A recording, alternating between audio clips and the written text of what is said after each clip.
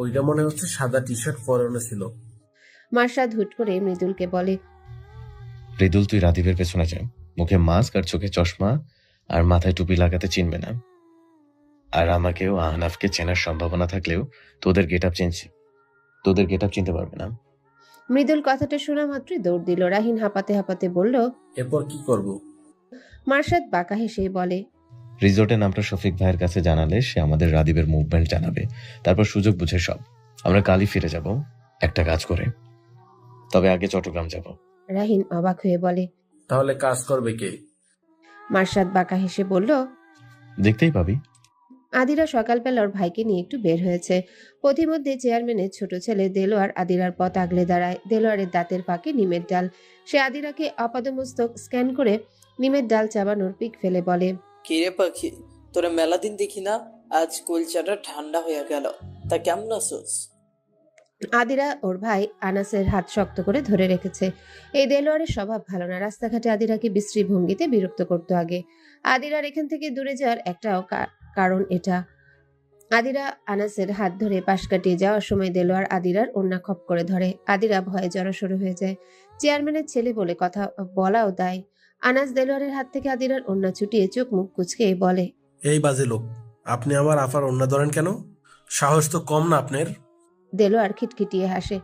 তারপর আনাসের গাল রুক্ষভাবে টেনে বলে, তোরা আপারে যেদিন বিয়া কইরা ঘরে তুলমু সেদিন দেখিস আমার সাহস। তুই তো হবি আমার পুচকি শালা। আদিরার এক মুহূর্ত সেখানে দাঁড়ালো না। তার হাত পা কাঁপছে। দ্রুত পা চালিয়ে বাড়ির দিকে চলে যায়। আনাস তার বোনের সাথে চলতে থাকে। আনাস বাড়িতে গিয়ে তার মাকে ঘটনার বিশদ আলোচনা করলে আদিরার মা ভয় পেয়ে যান।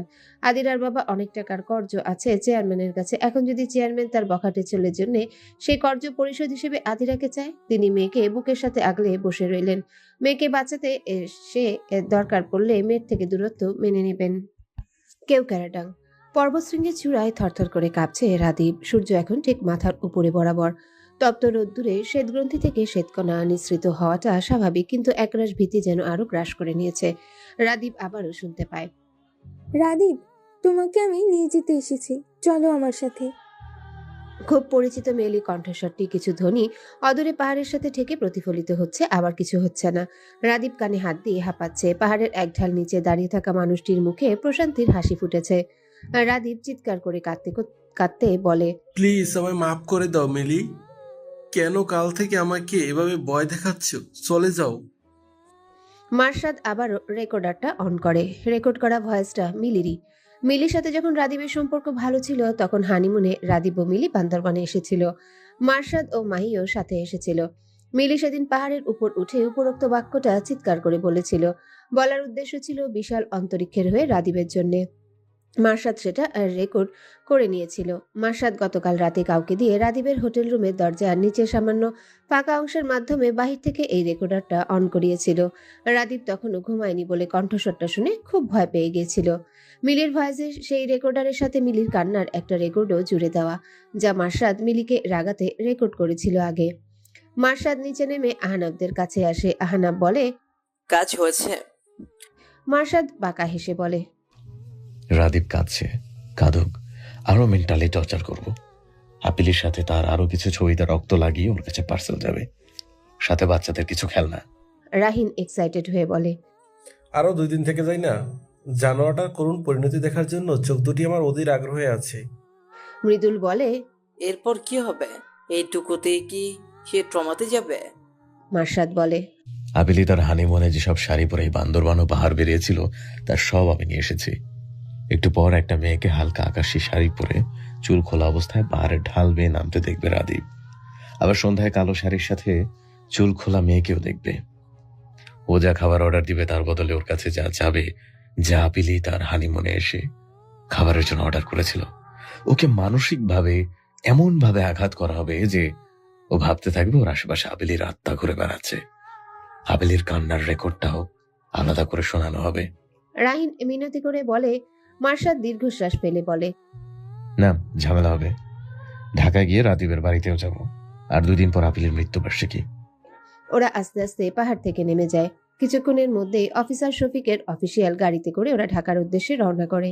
পরের দিন সকালে চেয়ারম্যান সাহেব আদিরার বাবাকে তার বাড়িতে ডাকায়।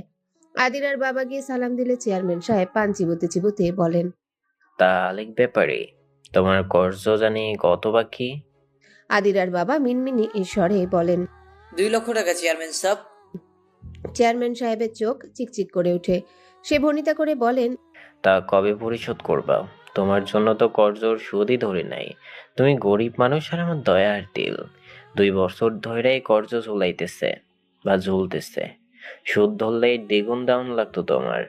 আদিরার বাবা গামছা দিয়ে কপালের ঘাম মুছেন। চেয়ারম্যান সাহেব এবার নরম স্বরে বলেন, তুমি যদি চাও তাই তোমার 1 টাকাও দম লাগতো না।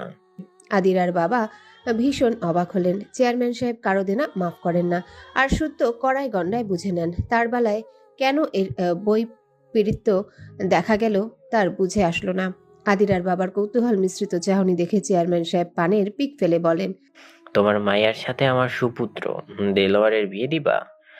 দেলোয়ার তোমার মায়ারে খুবই পছন্দ করে। সেই তো তোমার মায়ার কথা বা বিয়ের কথা কইলো আমারে। এমনিও আমার তোমার মায়ারে নিয়ে সমস্যা নাই। লক্ষ্মী মাইয়া তোমার। তবে টাকা পয়সা আসবে না এইটুকুই, এইটুকুই। আদিরার বাবা দিমনায় পড়ে গেল। কি করবেন বুঝতে পারছেন না। আদিরার বাবাকে চুপ থাকতে দেখে চেয়ারম্যান সাহেব বললেন, কি এমন ভাবো আলেক ব্যাপারী?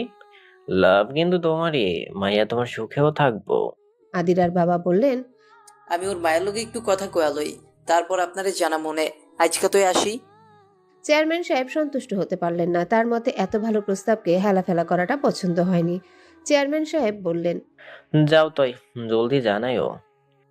আদিরার বাবা সালাম দিয়ে চলে আসলেন। বাড়িতে এসে এসে চিন্তিত হয়ে ঘরের ভিতর বসে রইলেন। আদিরার মা স্বামীর জন্য পানি নিয়ে আসেন। স্বামীকে চিন্তিত দেখে জিজ্ঞাসা করেন, কি হয়েছে আপনার? এত চিন্তিত লাগতেছে কেন? আদিরার বাবা পানি ভর্তি গ্লাসটা এক শ্বাসে ফাঁকা করে স্ত্রীর হাতে দিয়ে বলেন, চেয়ারম্যান তার পোলার লগে আদিরার বিয়ার প্রস্তাব দিছে, সাথে কইছে আমার 2 লক্ষ টাকার কর্জ মাফ কইরা দিব। কি করব বুঝতাছি না। 2 বছর ধইরা কর্জ পরিশোধ করতে পারতেছি না। আদিরার মা আটকে ওঠেন। উনি কাল থেকে যেই ভয়ে ছিলেন তাই সত্য হতে চলেছে। আদিরার মা উৎকণ্ঠা নিয়ে বললেন। আপনি কি রাজি হয়ে গেছেন নাকি? আদিরার বাবা হতাশ স্বরে বলেন, না, এখনো হয় নাই, তবে ভালো প্রস্তাব। চেয়ারম্যান সাহেবের পোলার নিচেরই কাঠের কারবার। পোলা একটু উড়ন স্বভাবের, কিন্তু বিয়ার পরে ঠিক হয়ে যাইব। চেয়ারম্যান সাহেব আমাকে কত সাহায্য করছে তুমি তো জানোই। সে শুধু ধরে নাই। আদিরার মায়ের হাত পা কাঁপতে থাকে। হাত থেকে খালি গ্লাসটা মাটিতে পড়ে ঝনঝন ঝংকার তুলে তিনি দৌড়ে ঘর থেকে বেরিয়ে মেয়ের ঘরে যান। আদিরার বাবা জানেন তার স্ত্রী মেয়েকে পড়াতে চান, কিন্তু এখন কিছু করার নেই তার হাতে। আদিরার মা আদিরার ঘরে গিয়ে আদিরাকে শোয়া থেকে তুলে তড়িঘড়ি করে বলেন, আজকে রাতেই তুই ঢাকা চলে যাবি। এখানে তুই আসবি না। ব্যাগ গুছা জলদি। আদিরা কিছু বুঝতে না পেরে অবাক হয়ে তার মাকে জিজ্ঞাসা করে, কেন মা, কি হয়েছে? আমি পরশু যাব তো, আজই কেন? আদিরার মা মেয়ের মুখখানি দুই হাতের আদলে আগলে নিয়ে বললেন, চেয়ারম্যান তার ছেলের সাথে তোর বিয়ের প্রস্তাব দিয়েছে তোর বাপের কাছে। তোর বাপের সব কর্জ মাফ করে দিবে বিনিময়ে বলছে। তোর বাপে রাজি হয়ে যাইব রে মা।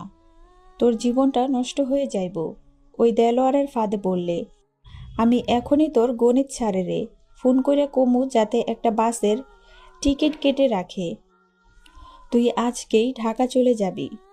আদিরা হতভম্ব হয়ে যায়। ওই দেলোয়ারকে বিয়ে সে কখনো করতে চায় না। শেষ পর্যন্ত তার বাবাকে টোপ হিসেবে ব্যবহার করলো ওই দেলোয়ার। আদিরার চোখে নোনা জলেরা ভিড় করেছে। যে কোনো সময় স্রোতধারা হয়ে গড়িয়ে পড়বে। আদিরার মা নিজের কোমরের কাছে গুজে রাখা ফোন নিয়ে আদিরার গণিত স্যারকে ফোন করে রাতের বেলার বাসের একটা টিকিট কাটতে বলেন। আদিরা ভীত হরিণীর মতো কুকড়ে আছে। আসন্ন কি বিপদ আসতে চলেছে তার কিছুটা তার ধারণা আছে। আজকে সে ঢাকা চলে যেতে পারলে এই বিপদ টলানো গেলেও যেতে পারে। আদিরার গণিতের শিক্ষক খুব হতাশ হয়ে আদিরার মাকে ফোন করে জানান দেলোয়ার নাকি বাস কাউন্টারে তার লোক লাগিয়েছে। প্রতিটা বাস সাতক্ষীরা ছাড়ার আগে দেলোয়ার চিরুনি তল্লাশির মতো খুঁজে আদিরাকে কোনো মতেই ঢাকা যেতে দিবে না। আদিরাও তার মায়ের মনোবল শূন্যের কোঠায়। আদিরার মা আদিরার বাবার কাছে গেলেন। আদিরার বাবা চোখ বুজে শুয়ে আছেন। আদিরার মা ভাবলেন হয়তো ঘুমিয়ে আছেন। ঘর থেকে বেরিয়ে আসতে নিলে আদিরার বাবা ডাক দিলেন, রেবেকা, এইখানে বসো। আদিরার মা ডাক শুনে থামলেন, তারপর বিছানার কাছে এগিয়ে গিয়ে বসলেন। আদিরার বাবা লম্বা শ্বাস ফেলে বলেন, চেয়ারম্যানের বাড়ি থেকে আসার সময় শুনছিলাম বাস কাউন্টারে চেয়ারম্যানের পোলা তার লোক লাগাইব। আগের বার তো আদিরারে বিয়া করার কথা গেল, আর নিজে আমারে কইছিল তার 3-4 দিনের মধ্যেই আদিরারে ঢাকায় পাঠায় দিলা। আমার সত্যি নিজের মায়ার লাইগা গর্ব হয়েছিল, কিন্তু মাইয়া আমার এখানে আয়া বড় বিপদে পড়া গেছে। ঘরে যুবতী মাইয়া আর বাইরে যদি শকুন ওত পাইতে থাকে তো কেমনে চিন্তা মুক্ত থাকি কও? দেলোয়ার যদি সারা গ্রাম জানায় আদিরার বিয়া করে তো আদিরার সম্মান বাঁচবো? আল্লাহ না করুক আমার মাইয়ার কোনো ক্ষতি কইরা লাইলে। এর লাইগা আমি আদিরারে বিয়া দিতে চাইছিলাম অন্যখানে, যাতে মাইয়া আমার দেলোয়ারের কোনো জোর থেকে বাঁচতে পারে। এমন আর কিছু করার নাই, আল্লাহর কাছে কও যেন দেলোয়ার শুধরায় যায়। দেলোয়ার তো বিয়া করবই, যেন তো না উপায়। আদিরার মা স্বামীর কষ্ট উপলব্ধি করতে পারলেন। স্বামী স্ত্রী দুজনে অশ্রুজল বিসর্জন দিচ্ছে। এদিকে আদিরা রিন্তিকে ফোন করে অযথার ধারায় কেঁদে চলেছে। রিন্তিকে সব বলার পর রিন্তি সিদ্ধান্ত নিল মাহিকে জানাবে, করলো তাই। মাহি সবটা শুনে বাকরুদ্ধ হয়ে গেল। তার দা ভাইয়ের জীবনে সুখ আসতে চলেছে, তাই ভাবে লন্ডভন্ড হয়ে যেতে পারে না। মাহি মার্শাদকে ফোন করে। মার্শাদ সকালের আগেই হোস্টেলে এসেছে। তারপর 5 জনে ঘুমোচ্ছে সারাদিন ধরে। ফোনের চিৎকারের শব্দে মার্শাদ হাতের ফোনটা নিয়ে রিসিভ করে কানে ধরে। দা ভাই, তুই কোথায়? হ্যালো, হোস্টেলে ঘুমাচ্ছি, ফোন রাখ। মার্শাদ ফোন কানে থেকে নামিয়ে নিতে নিলেই মাহি হড়বড়িয়ে বলল, না না, রাখিস না, ইম্পর্টেন্ট কথা আছে দা ভাই। মার্শাদ ঘুম ঘুম ক্লান্ত স্বরে বলল, বল, জলদি বলে ফোন রাখবি। টানা 2 দিন জার্নি করে শরীর খুব ক্লান্ত, আমার ঘুম দরকার। মাহি দীর্ঘশ্বাস ফেলে বলল, তোর ঘুমানোর সময় নেই এখন। ঘুমালে যে তোর হৃদয় হরণী সারা জীবনের জন্য অতল অন্ধকারে নিমজ্জিত হবে। মার্শাদের এই সময় এরকম উদ্ভট হেয়ালি কথার মানে বের করার মতো চিন্তা শক্তি নেই। ঘুমের ঘরে মানুষ হ্যাঁ কেউ না বলে। মার্শাদ বিরক্ত হয়ে বলে, যা বলার ক্লিয়ারলি বল, হেয়ালি বাদ দে। মাহি এবার কাটকাট কণ্ঠে বলে, আদিরার বিয়ে একটা খারাপ লোকের সাথে। সেই খারাপ লোকটা সার্থকীর আর বাস কাউন্টারের নিজের লোক লাগিয়ে রেখেছে, তাই আদিরা ঢাকাও আসতে পারছে না। এখন তুই কি করবি? মার্শাদ হুড়মুড় করে শোয়া থেকে উঠে বসলো। হতভম্ব হয়ে উত্তেজিত কণ্ঠে বলল, মানে কি এসবের? বিয়ে কবে ঠিক হলো? আমাকে আদিরা সেদিন কিছু জানায়নি। মাহি বলল, কি জানাবে? ও নিজে কি জানতো? ওর গ্রামের চেয়ারম্যানের ছেলের কুনজর ওর উপর আগে থেকে ছিল। বিয়ের প্রস্তাব ছেলে নিজে আদিরার বাবার কাছেও দিয়েছিল। এখন ছেলের বাবাও ছেলের জন্য বিয়ের প্রস্তাব দিয়েছে। ছেলে এবার সব পথ রুদ্ধ করে রেখেছে। আগেরবার তো চুপিসারে ঢাকা চলে এসেছিল, এইবার সেই পথটাও খোলা নেই। মার্শাদ খট করে ফোন কেটে দিল। মাহি অবাক হয়ে গেল মার্শাদের কাণ্ডে। মার্শাদ রাগে চোয়াল শক্ত করে আদিরার নাম্বারে ডায়াল করলো। তার এখন আদিরার উপরও রাগ উঠছে। নিজের গ্রামে বিপদ জেনেও এত যাওয়ার জন্য পাগল হওয়ার কি ছিল? মার্শাদের ভাষ্য মতে আদিরা নিজের ঘরে হাঁটুতে মুখ গুজে বসে ফুপিয়ে ফুপিয়ে কাঁদছে। ফোনের শব্দে ফোনটা হাতে নিয়ে দেখে মার্শাদের নাম্বার থেকে কল এসেছে। আদিরা ফোনটা রেখে দিল। তার খুব খুব কান্না পাচ্ছে। কান্নার সময় তার কথা বলতে কষ্ট হয়, কিন্তু অধৈর্য মার্শাদ কি ক্ষান্ত হবে? মোটেও না। সে ফোন রিসিভ না হওয়াতে আবারও ফোন দিল। এবারও রিসিভ না হওয়াতে রেগে ফোনটা ফ্লোরে আছাড় দিল, যার বদলতে ফোনের স্ক্রিনে ফাটলের রেখা ফুটে উঠল। বিছানায় কয়েকবার ঘুষি দিয়ে দুই পাশে ঘুমিয়ে থাকা আহানাফ ও রাহিন দুজনকেও ঘুষি দিল। আহানাফ ও রাহিন দুজনেই হকচকিয়ে লাফ দিয়ে ঘুম থেকে উঠল। রাহিন বুকে থুতু দিয়ে আশেপাশে নজর বুলিয়ে বলল, কি হয়েছে, মারলো কি? আহানাফও বলল, আমাকেও তো, কিন্তু আমি কি করছি? মার্শাদ তার দুই বন্ধুর বোকা বোকা কথায় বেজায় বিরক্ত হলো। সে নিজের দাঁতে দাঁত চেপে বলল, আমি মারছি তোদের, কেন কম হয়েছে? রাহিন ও আহনাফ অবাক হয়ে সমস্বরে বলল। মার্শাদ রেগে গেল। আদিরাকে বল আমার ফোন রিসিভ করতে। এই মেয়ে তো ঘাড়তারা কেন? আহনাফ মুখ লটকে বলে, কেন, কি করছে? মার্শাদ আহনাফ ও রাহিনকে মাহির বলা কথাগুলো বলল। সব শুনে ওরা দুজনেই চুপ। তাদের মাথায় কোনো কিছু আসছে না। মার্শাদ আবারও আদিরার নাম্বারে ডায়াল করলো। এবারও রিসিভ হলো না। এবার মার্শাদ মেসেজ করলো, এই মেয়ে, তোমার সমস্যা কোথায়? ফোন রিসিভ করছো না কেন? আমার ধৈর্যের পরীক্ষা নেওয়ার চিন্তা করলে খুব পস্তাবে বলে দিলাম। যদি এবারও ফোন রিসিভ না করো তবে। আদিরা মেসেজ টোনের শব্দ ঝাপসা নজরে মেসেজটা দেখলো। মেসেজটা পড়ে তাচ্ছিল্য হাসলো, কারণ এখন সে লোকটার ধরাছোঁয়ার বাহিরে। মার্শাদ এখন থেকে যতই হুমকি ধুমকি দেখ না কেন আদিরার কাছেও তো আসতে পারবে না। আদিরার এবার আরো কষ্ট হচ্ছে। সে তো মায়ায় পড়ে গিয়েছিল। মার্শাদের হুটহাট কাজে তাকে চরম অবাক ও লজ্জাতে গ্রাস করলেও মনের মধ্যে অদ্ভুত শিহরণ হতো। মার্শাদের বিপদের সময় পাশে দাঁড়ানো, কথার দ্বারা বাকরুদ্ধ করা, উদ্ভট কারণে ডাকা, সবটাই মিস করবে সে। মার্শাদ কালক্ষেপণ না করে আহনাফ ও রাহিনকে বলল, ওই 2 কুম্ভকর্ণকে ঘুম থেকে তোল, আমরা এক্ষুনি সাতক্ষীরার জন্য রওনা করব। রাহিন চোখ বড় বড় করে তাকালো। কিছু বলতে নিবে তার আগেই আহনাফ তাকে চিমটি কাটে। রাহিন আহনাফের দিকে তাকালে আহনাফ ইশারা করে চুপ থাকতো। মার্শাদ শার্ট পরে অফিসার শফিকের নাম্বারে কল করে। রাত 8টার বেশি বাজে। অফিসার শফিক ফোন রিসিভ করে সালাম দিয়ে বলে, মার্শাদ বলে, ভাই, আপনার অফিসিয়াল গাড়িটা আবারও দেওয়া যাবে? সাতক্ষীরা যাওয়া লাগতো, খুব আর্জেন্ট, জীবন মরণ প্রশ্ন। অফিসার শফিক বিনা বাক্যে রাজি হয়। গাড়িটা তাকে ডিপার্টমেন্ট থেকে দেওয়া হয়েছে। মার্শাদ প্রয়োজনীয় জিনিসপাতি নিয়ে তার বন্ধুদের নিয়ে রওনা করে। আহনাফ গাড়িতে উঠে বলে, মাইক্রোতে 6 ঘন্টা লাগার কথা, তাহলে আমরা রাত 3:30 বা 4টার দিকে পৌঁছে যাব। তুই আধিরাকে আবার ফোন করে বল যেন ওই সময় কোথাও একটা লুকিয়ে আসে। মার্শাদ আদিরাকে মেসেজ করে দিল। রাত 9টার বেশি বাজে। গ্রামাঞ্চলে সচরাচর এত সময় সবাই ঘুমিয়ে যায়, কিন্তু আদিরার চোখে ঘুম নেই। শুনশান নিস্তব্ধতার মধ্যে ফোনের শব্দে আদিরার ধ্যান ভাঙে। আদিরা মেসেজটা দেখে। আমরা সাতক্ষীরার উদ্দেশ্যে বেরিয়ে পড়েছি, তুমি কোথায় থাকবে জানাও, ভোর 4টার মধ্যে পৌঁছে যাবো আশা করি। আদিরা মেসেজের লেখাগুলো পড়ে হতবাক হয়ে গেল। তার বিশ্বাস হচ্ছে না কিছু এই উদ্ভট লোকটা তাকে এখান থেকে মুক্ত করতে আসবে। আদিরা থম মেরে কিছুক্ষণ বসে রইল। তারপর হুঁশ ফিরলে জলদি করে তার মায়ের ঘরের দিকে দৌড় দিয়ে নিচু শব্দে মাকে ডাকলো। রাত 3:30টার দিকে আদিরা ওর মা বাবার সাথে বড় রাস্তার পাশে একটা ঝোপের আড়ালে লুকিয়ে আছে। দেলোয়ারের কাঠের ব্যবসার ট্রাক ঢাকা যাওয়ার উদ্দেশ্যে রওনা করেছে। কিছু চোরাই কারবার আছে, যা এখন ঠিকঠাকের কাজ চলছে। রাস্তায় মানুষজন নেই, 2-1 তাও দেলোয়ারের লোক। ওদের ট্রাক চলে যাবার পর ওরাও এখন নিজেদের বাড়িতে ফিরে যাচ্ছে। রাস্তায় একটাও গাড়ি নেই। আদিরার বাবা বলেন, শোন মা, তুই কোনো চিন্তা করবি না। কাল যদি তেলোয়ার আমারে জিগাইবো, তখন আমি কমু যে তুই ওগো কোনো এক ট্রাকের ভেতর লুকায় ঢাকা গেছস। তারপর আমরা আর জানি না তোর ব্যাপারে। আদিরা অবাক হয়ে বলে, আব্বা তুমি মিথ্যা বলবা? আদিরার বাবা গামছা দিয়ে চোখ মুছে আদিরার মাথায় হাত বুলিয়ে বলেন, আর কোনো উপায় নাই রে মা। একটা মিথ্যা যদি তোরে বাঁচাইতে পারে, তাহলে আমি মিথ্যাই কমু। কোনা হইব জানি, কিন্তু আমার মাইয়া তো ভালো থাকবো। আর এই মিথ্যা না করলে চেয়ারম্যান আমার করেও গ্রামে টিকতে দিব না। তুই ঢাকা গিয়া খুব ভালো কইরা পড়ালেখা করবি। এই গ্রামে তুই মাথা উঁচু করে ফিরবি। কোনো দেলোয়ার তখন তোর চুলও বাঁকা করতে পারবো না। আদিরা কাঁদতে কাঁদতে ওর বাবাকে জড়িয়ে ধরে। সে তার বাবা মা ভাইকে অনেকগুলো বছর দেখতে পারবে না ভেবেই তার বুক কষ্টে ফেটে যাচ্ছে।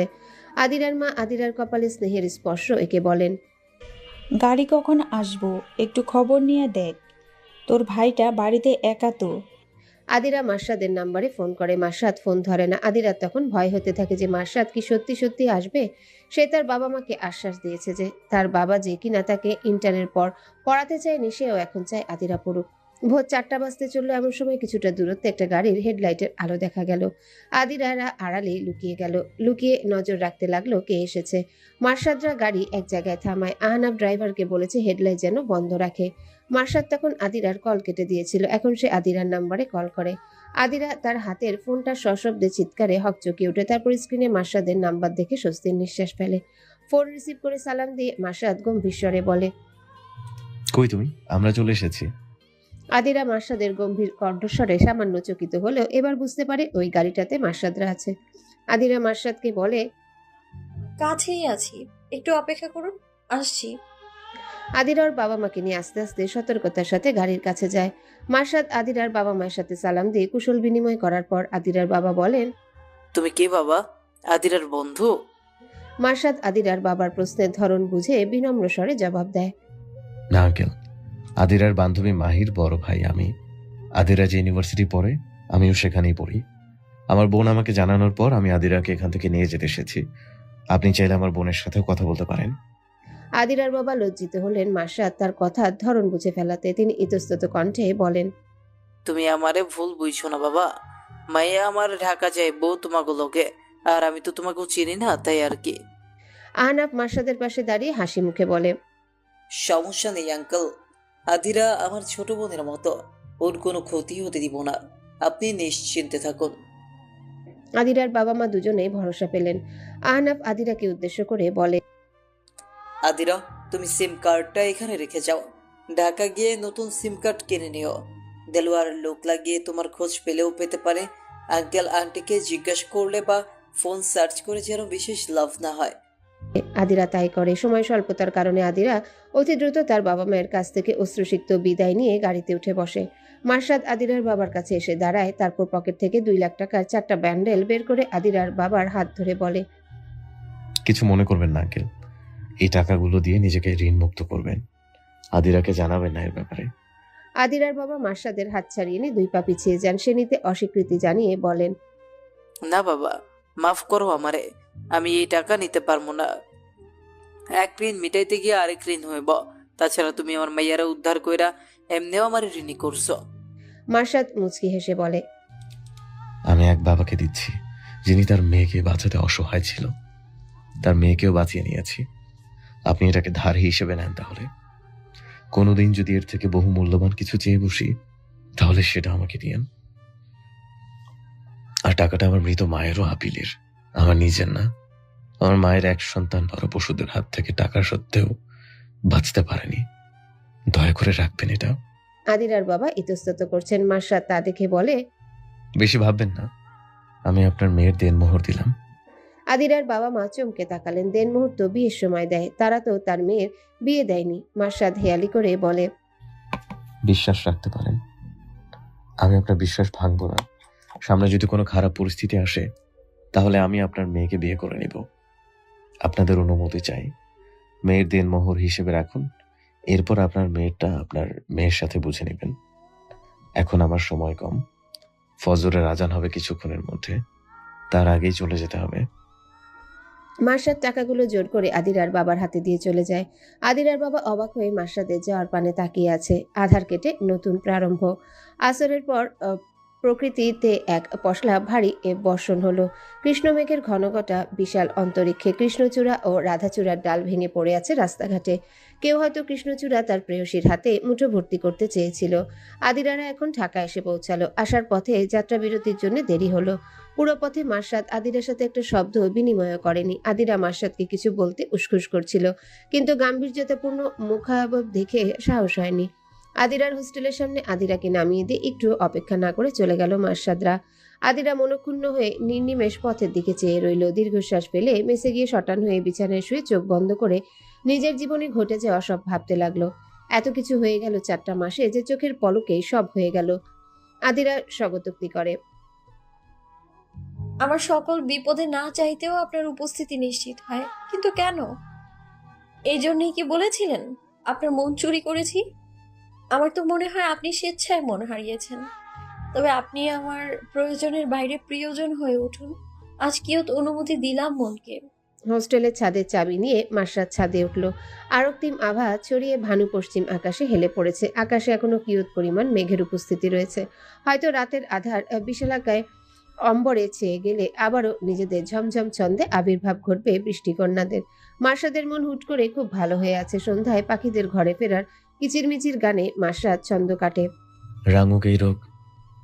রাঙুক এই আরক্তিম অম্বর, তোমার আমার প্রণয়ের রঙে, কৃষ্ণচূড়ার চাদরে আচ্ছাদিত বর্ষণ মুখর শহরে, প্রেম আসুক নিজের সকল রং নিয়ে। আমৃত্যু আমি বারবার তোমার প্রেমে পড়তে চাই, মায়াবিনী মনোহরণী। মার্শাদের ভাবনা শক্তিকে সত্য করে সন্ধ্যায় প্রকৃতি বর্ষণে সিক্ত হলো। আদিরার রুমমেট একজন আছে শুধু। সে আগে আগে বাড়িতে গিয়ে ফিরেও এসেছে। আদিরা জানালার ধারে অলস বসে বৃষ্টি উপভোগ করছে। আজ গ্রামে থাকলে এবং কোনো পারিপার্শ্বিক বাধা বিপত্তি না থাকলে আদিরা উঠোন জুড়ে বৃষ্টিতে ভিজত।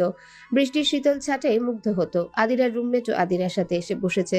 দুজনে একসাথে বৃষ্টি দেখছে। আদিরার রুমমেট তার মোবাইলে রবীন্দ্রসঙ্গীত মন মোর মেঘের সঙ্গী ছেড়ে দিল। আদিরার রুমমেট রবীন্দ্রসঙ্গীতের ভক্ত। দুজনে মিলে বৃষ্টিতে হাত ভিজিয়ে উপভোগ করছে। স্নিগ্ধ প্রহরে ধরিত্রীর বুকে প্রভাকর তার মিষ্টি রোধের ছটা ছড়িয়ে নতুন দিনের সুস্বাগতম করছে। ভোর 6টা ছুঁই ছুঁই। আদিরা ভাবলো একটু হাঁটতে বের হবে। গ্রাম থেকে আসার পর বাবা মায়ের সাথে আর কথা হয়নি, তাই মনটা ভার হয়ে আছে। ভার্সিটিও বন্ধ, বিকালের আগে অলস বসে থাকতে হবে। বৃষ্টির কারণে পিচ ঢালা রাস্তা সিক্ত হয়ে আছে, গাছের পাতায় ভেজা রাস্তাঘাট আচ্ছাদিত। একাকী হাঁটতে ভালোই লাগছে আদিরার। কিছুটা দূরে একটা কদম গাছ আছে। বর্ষা ঋতুর আবিধানিক বিদায় খুবই নিকটে হলেও আদতেও কি বাংলার প্রকৃতিতে বর্ষার বিদায় শ্রাবণেই হয়? কদম গাছটার কাছে মাহিদের সাথে 1-2 বার যাওয়া হয়েছিল। মাহি ছবি এঁকেছিল সেখানে গিয়ে। আদিরা সেই পথ ধরতে গিয়ে দেখতে পেল কিছুটা দূরে কেউ একজন দাঁড়িয়ে কিছু একটা করছে। আদিরা এগিয়ে যেতে চেয়েও গেল না, যদি খারাপ কেউ হয়। আদিরা কিছুক্ষণ দাঁড়িয়ে থেকে ব্যাপারটা না বুঝে চলে যাচ্ছিল, তখন দেখলো একটা ছেলে ট্রাউজার ও গেঞ্জি পরা, সে হাতে ছোট ফ্লাস্ক নিয়ে দাঁড়িয়ে থাকা ছেলেটার কাছে দৌড়ে আসছে। দৌড়ে আসা ছেলেটাকে পাশ থেকে আদিরার কাছে পরিচিত মনে হলো। আদিরা অন্য পাশ দিয়ে একটু সামনে এগোলো। দুইটা ছেলের মধ্যে সদ্য আসা ছেলেটার মুখাবয়ব আদিরার কাছে দৃশ্যমান হলো। ছেলেটা আহনাফ। আহনাফ হাতে থাকা ফ্লাস্কটা থেকে চা ঢেলে এতক্ষণ দাঁড়িয়ে থেকে কিছু করছিল। ছেলেটাকে চা দিল। আদিরা অনুমান করে নিল দাঁড়িয়ে থাকা ছেলেটা মার্শাদ হবে। আদিরা দ্বিমনায় ভুগলো, যাবে কি যাবে না। অতঃপর ভাবলো যাবে না। আদিরা কদম গাছটার দিকে যাওয়ার জন্য অগ্রসর হলো। আহনাফ চায়ের কাপে চুমুক দিতে দিতে এদিক ওদিক নজর সরিয়ে একটা মেয়েকে দেখে মনে হলো ওটা আদিরা হতে পারে। তাও সত্যতা যাচাই করতে মার্শাদকে মেয়েটার দিকে ইশারা করে বলল, দেখ তো, ওটা আদিরা না? মার্শাদ ক্যানভাসে রং তুলির সংমিশ্রণ থামিয়ে ইশারাকৃত দিকে তাকিয়ে মৌন সম্মতি দেয়। আহনাফ সহাস্যে আদিরাকে জোরে ডাক দেয়। আদিরা ডাক শুনে থেমে পেছনে তাকায়। আহনাফ দৌড়ে আদিরার কাছে গিয়ে হাঁপাতে হাঁপাতে বলে, এই সকালবেলা কই যাচ্ছ? আদিরা মিষ্টি হেসে বলে, সামনে কদম গাছটা আছে না, সেখানে যাচ্ছিলাম ভাইয়া। আপনারা এখানে কি করেন ভাইয়া? আহনাফ জবাব দেয়, মার্শাদির ছবি আঁকার ঝোঁক উঠলো, তাই ফজরের পর আমাকে টেনে নিয়ে আসলো। আসো দেখবে। আদিরা আহনাফের সাথে যায়। মার্শাদ আদিরাকে আসতে দেখেও কিছু বলে না, আজ তার মন খারাপ। আদিরা আহনাফের সাথে সেখানে গিয়ে দেখে মার্শাদ চিত্র আঁকছে, যেখানে একটা মেয়ে বিশাল খোলা নীল অন্তরিক্ষের নিচে কোনো পাহাড় বা টিলার উপরে খোলা চুলে নীল শাড়িতে 2 হাত প্রসারিত করে দাঁড়িয়ে আছে। শাড়ির আঁচল ও চুলগুলো বাতাসে ঢেউ খেলে যাচ্ছে। অদূরে বড় বড় সবুজ পাহাড়ের মতো আবছা দেখা যাচ্ছে। নীল আকাশে সাদা মেঘের ছড়াছড়ি। আদিরা মুগ্ধ হলো চিত্রটা দেখে। এত সুন্দর জীবন্ত চিত্র যা ভাষায় ব্যক্ত করা যায় না। মুগ্ধ চিত্তে চিত্রটার দিকে একমনে নজরবন্দি করেছে আদিরা। মার্শাদ ঈষৎ ঘাড় ঘুরিয়ে আদিরার সম্মোহিত দৃষ্টি দেখে হালকা হাসলো। তারপর আবারও রং তুলিতে চিত্রটার আরো রূপ দিতে লাগলো। আহনাফও চিত্রটার দিকে মুগ্ধ নয়নে চেয়ে আছে। আদিরা চোখে মুখে মুগ্ধতা প্রকাশ করে বলল, এত সুন্দর জীবন্ত চিত্র, মনে হচ্ছে মেয়েটাকে আমি এই ভয়ঙ্কর প্রাকৃতিক সৌন্দর্য উপভোগ করতে স্বচক্ষে পর্যবেক্ষণ করছি। কাউকে উদ্দেশ্য করে আঁকা হয়েছে নাকি নাকি এমনিতেই এঁকেছেন? মার্শাদের বিষণ্ণতা ভরাক্রান্ত মন হেয়ালি করতে চাইলো। হেয়ালি করে বলল, এমন কেউ যাকে আমি অনেক ভালোবাসি, যাকে ইউরোপে দেখে আমার মন তার খুশিতে উচ্ছ্বাসিত হয়েছিল, যাকে ছাড়া হয়তো নিষ্ঠুর পৃথিবী আমায় গ্রাস করে নিত, যার জন্য নিজের ভেতরটা ফাঁকা ফাঁকা লাগে। সেই পরম সুন্দরী রমণী, আমার দেখা দ্বিতীয় বিশ্ব সুন্দরী নারী, প্রথম যেন আমার মা, যাকে আমি জ্ঞান হওয়ার পর দেখিনি। আদিরা মার্শাদের মুখ নিঃসৃত প্রতিটা শব্দ গভীরভাবে অনুধাবন করলো। হুট করে তার মনের কুঠুরিতে প্রশ্নের উদ্রেক হলো, মার্শাদ কি কাউকে ভালোবাসে? আদিরা সন্দিহান হয়ে প্রশ্ন করলো। তাকে খুব ভালোবাসেন? মার্শাদ তাচ্ছিল্য হাসলো, দীর্ঘ নিঃশ্বাস ফেলে বলল, খুব। তার জন্য জান দিতেও পারি, নিতেও পারি। তাকে ভালো না বেসে থাকা যায় না যে।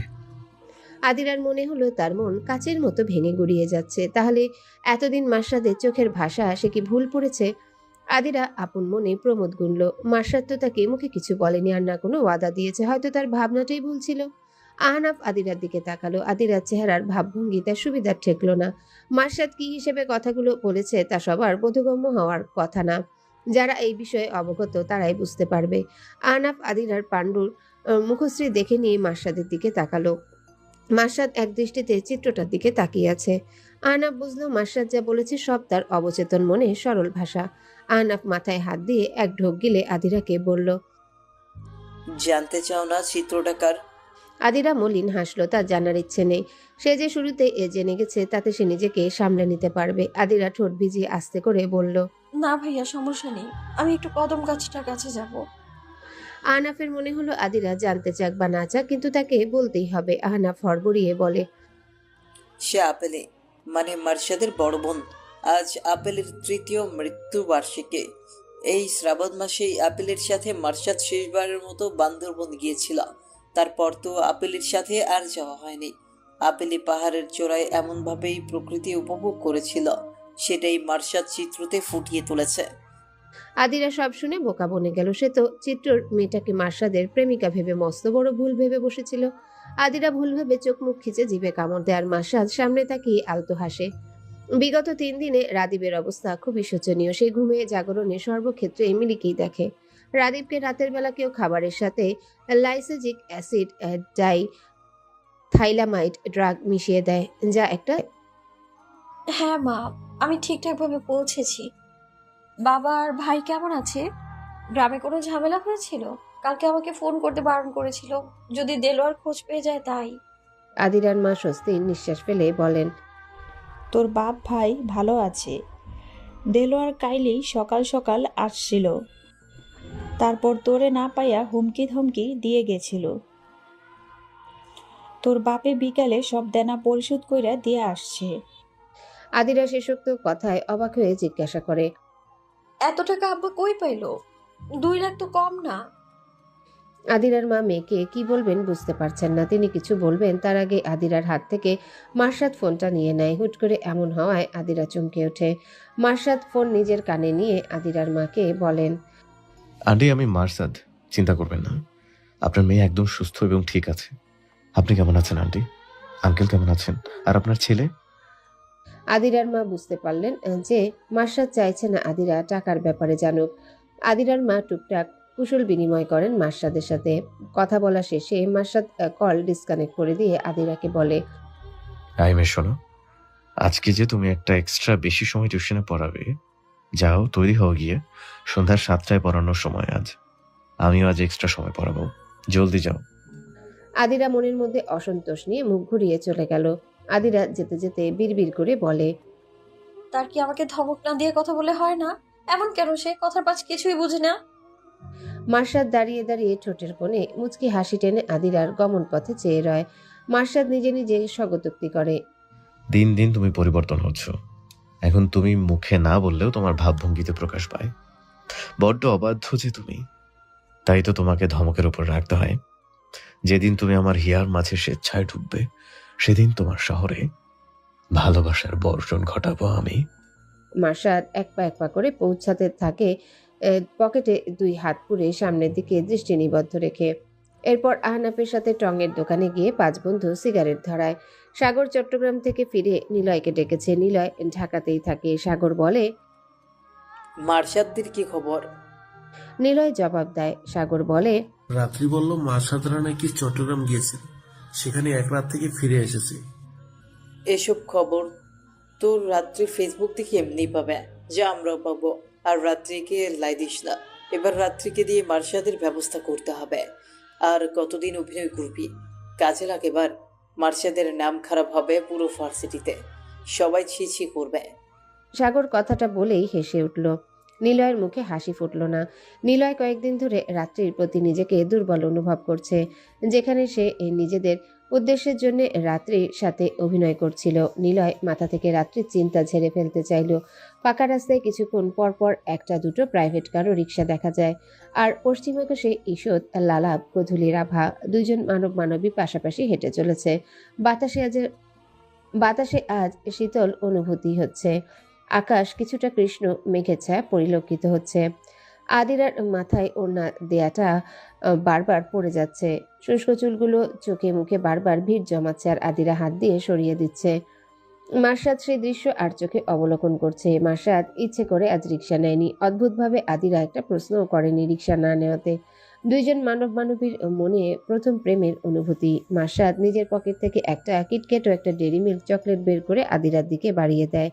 আদিরা হাঁটতে হাঁটতে থেমে যায়। মার্শাদও থেমে যায়। মার্শাদ বাঁকা হেসে বলে, তোমাকে রেড ও পার্পেলের মিশ্রণে ঠিকই চকলেট দুটোর মতো লাগছে, তাই চকলেট দুটোকে সঠিক পাত্রে হস্তান্তর করলাম।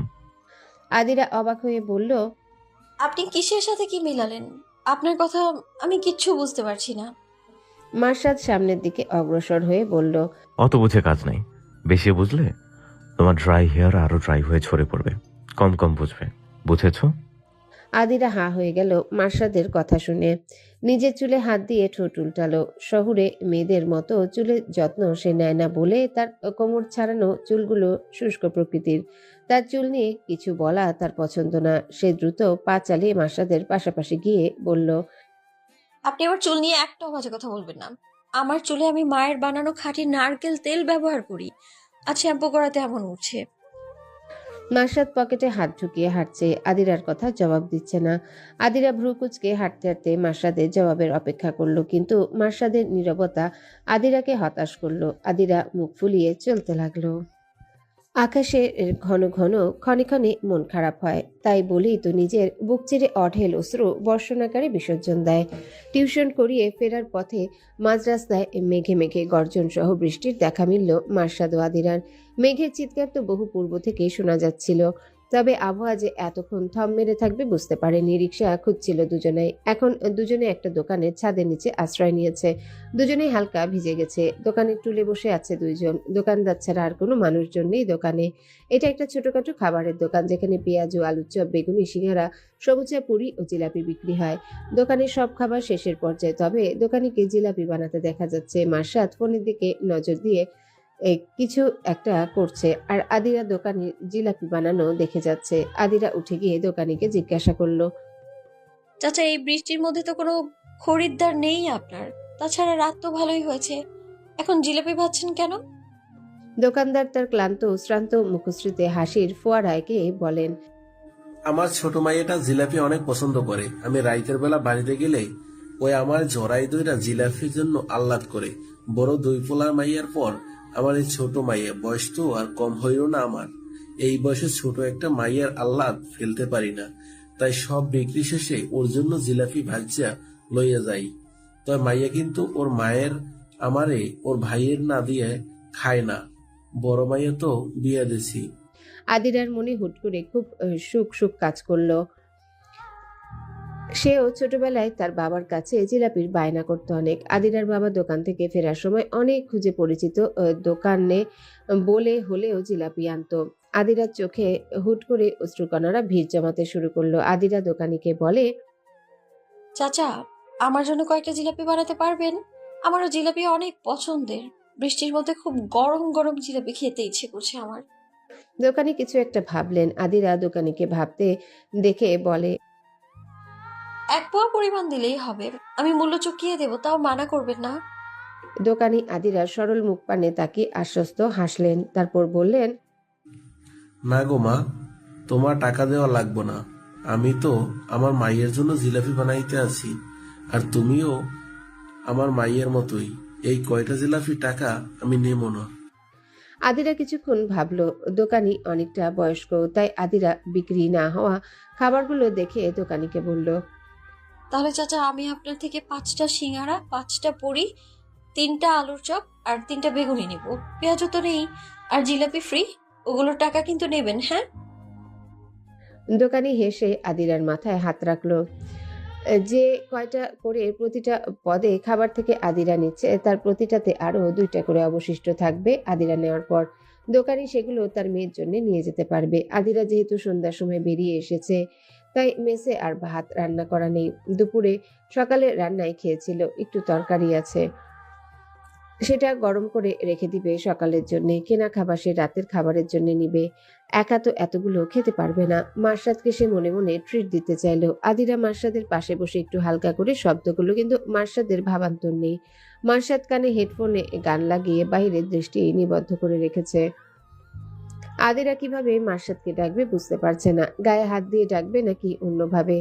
অতঃপর আদিরা চিন্তায় পড়ে গেল। কিছু একটা ভেবে আদিরা দোকানদারের কাছ থেকে খাবারের প্যাকেটগুলো করে নিয়ে এসে মার্শাদের পাশে সামনে সরি কিছু একটা ভেবে আদিরা দোকানদারের কাছ থেকে খাবারগুলো প্যাকেটে করে নিয়ে এসে মার্শাদের পাশে বসে প্যাকেটটা মার্শাদের সামনে বাড়িয়ে দেয়।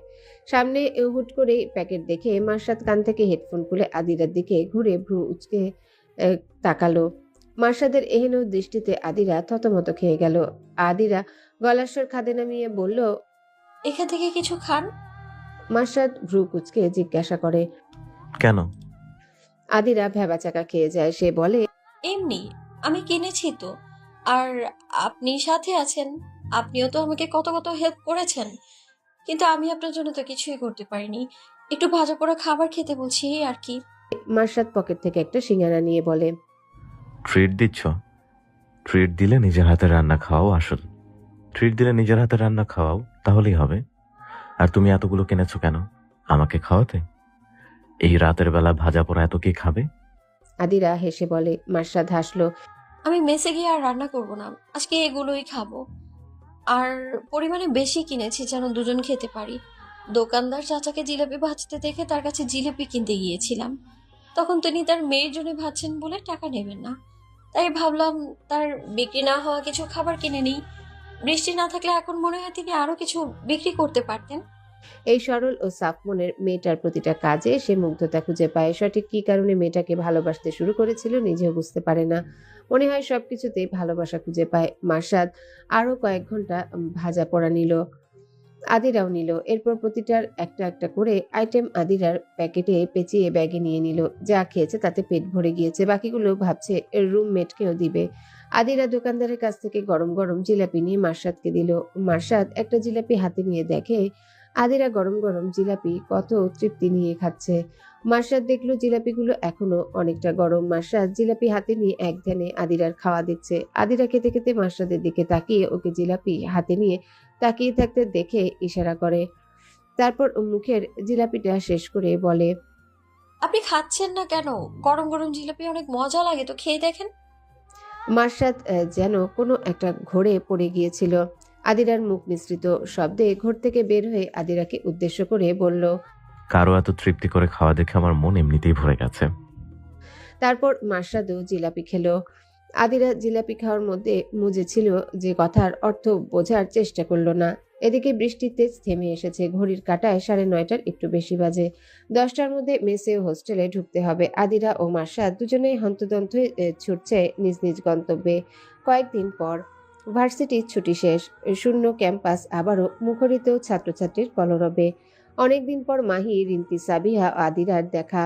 চারজন ক্লাস শেষে কদম গাছের কাছে গেছে। আজ ছবি আঁকবে না, তবে আজ ওরা কদম গাছের নিচে প্লাস্টিকের কিছু বিছিয়ে একসাথে খাবার খাবে। আদিরা বেশি করে ডাল সবজিও ভাজি করে এনেছে, আর রুটি পরোটা ওরা হোটেল থেকে কিনে এনেছে। আদিরারা চারজন হেসে মজা করে খাচ্ছে। তখন সেখানে মার্শাদরা সবাই হাজির হয়। সুমি, মৌমি ও রাত্রিকে দেখে মিহি উৎফুল্লিত হয়ে বলে, কেমন আছো আপুরা? আসো বসো না। ওরা বসে। মার্শাদরা 5 ছেলে বন্ধুকে মিহি কিছু বলল না দেখে ওরা তীক্ষ্ণ নজরে মাহির দিকে তাকিয়ে আছে। মাহি সেটা দেখে মুখ বাঁকিয়ে বলে, তোমরা এভাবে ছোচার মতো চেয়ে আছো কেন? যাও ভাগো এখান থেকে। রাহিন বলে। কি আমাদের বসতে বলবো না পুচকি? মাহি রাহিনের কথা শুনে চোখ ছোট ছোট করে বলে, না না, আমাকে তুমি পুচকি বলো কেন রাহিন ভাই? আমাকে তোমার বাচ্চা মনে হয়? যাও সরো এখান থেকে। রাহিন কিউট করে বলে, বললে আমার কিউট আপু, তোমার এই বাইয়াকে দেখে তোমার একটু মায়া হয় না? মাহি ঠোঁট বাঁকিয়ে বলে, না, হয় না। যাও, আর এই চ্যারা চোখের লোককেও নিয়ে যাও। কেমন করে তাকিয়ে আছে দেখো, যেন চোখ দিয়ে গিলে খাবে। এই দা ভাই, তোর এই বন্ধুটাকে বল এমন করে তাকালে আমি মোটেও ভয় পাই না। হুম। মার্শাদ, রাহিন, মৃদুল ও রবিন আহনাফের দিকে তাকালো। আহনাফ ওদেরকে তাকাতে দেখে গম্ভীর স্বরে বলে, তোদের বোনকে বলে দে আমি যেভাবে ইচ্ছে তাকাবো, তাতে তার কি? মাহি মুখ ভেঙচি কেটে দিয়ে খাওয়াতে মন দিল। রাহিনের খিদে পেয়েছে এমনিতে। সে আদিরাকে রিকোয়েস্ট করে, আপু আমাদের দিকে একটু নজর দেন না, না মানে একটু খেতে দেন। আদিরা মুচকি এসে বলে, বসেন ভাইয়া, কিন্তু এতজনের পরোটাতে তো মনে হয় হবে না। আমরা তো বেশি করে পরোটা আনিনি। মৃদুল হুট করে বলে ওঠে, জানি না, আমি ফোন করে আনিয়ে নিচ্ছি। হোটেল বয় মতিনকে বললেই দিয়ে যাবে। অতঃপর রাহিন, মৃদুল ও রবিন মাহিদের সাথে বসলো। মার্শাদ ও আহনাফ দাঁড়িয়ে আছে। মৃদুল তা দেখে বলে, তোদের কি নিমন্ত্রণ পত্র দিতে হবে বস? মার্শাদ গম্ভীর স্বরে বলে। আমাদের তো বসতে বলেনি। রবিন ভ্যাবলার মতো বলে। রাহিনকে রাহিনকে তো বললো, তো সবাইকেই বলা। মার্শাদ ও আহনাফ ঠায় দাঁড়িয়ে থাকে। তখন সাবিয়া হেসে বলে। তারপর ওরা দুইজন বসে, কিন্তু একটা ভাব নিয়ে।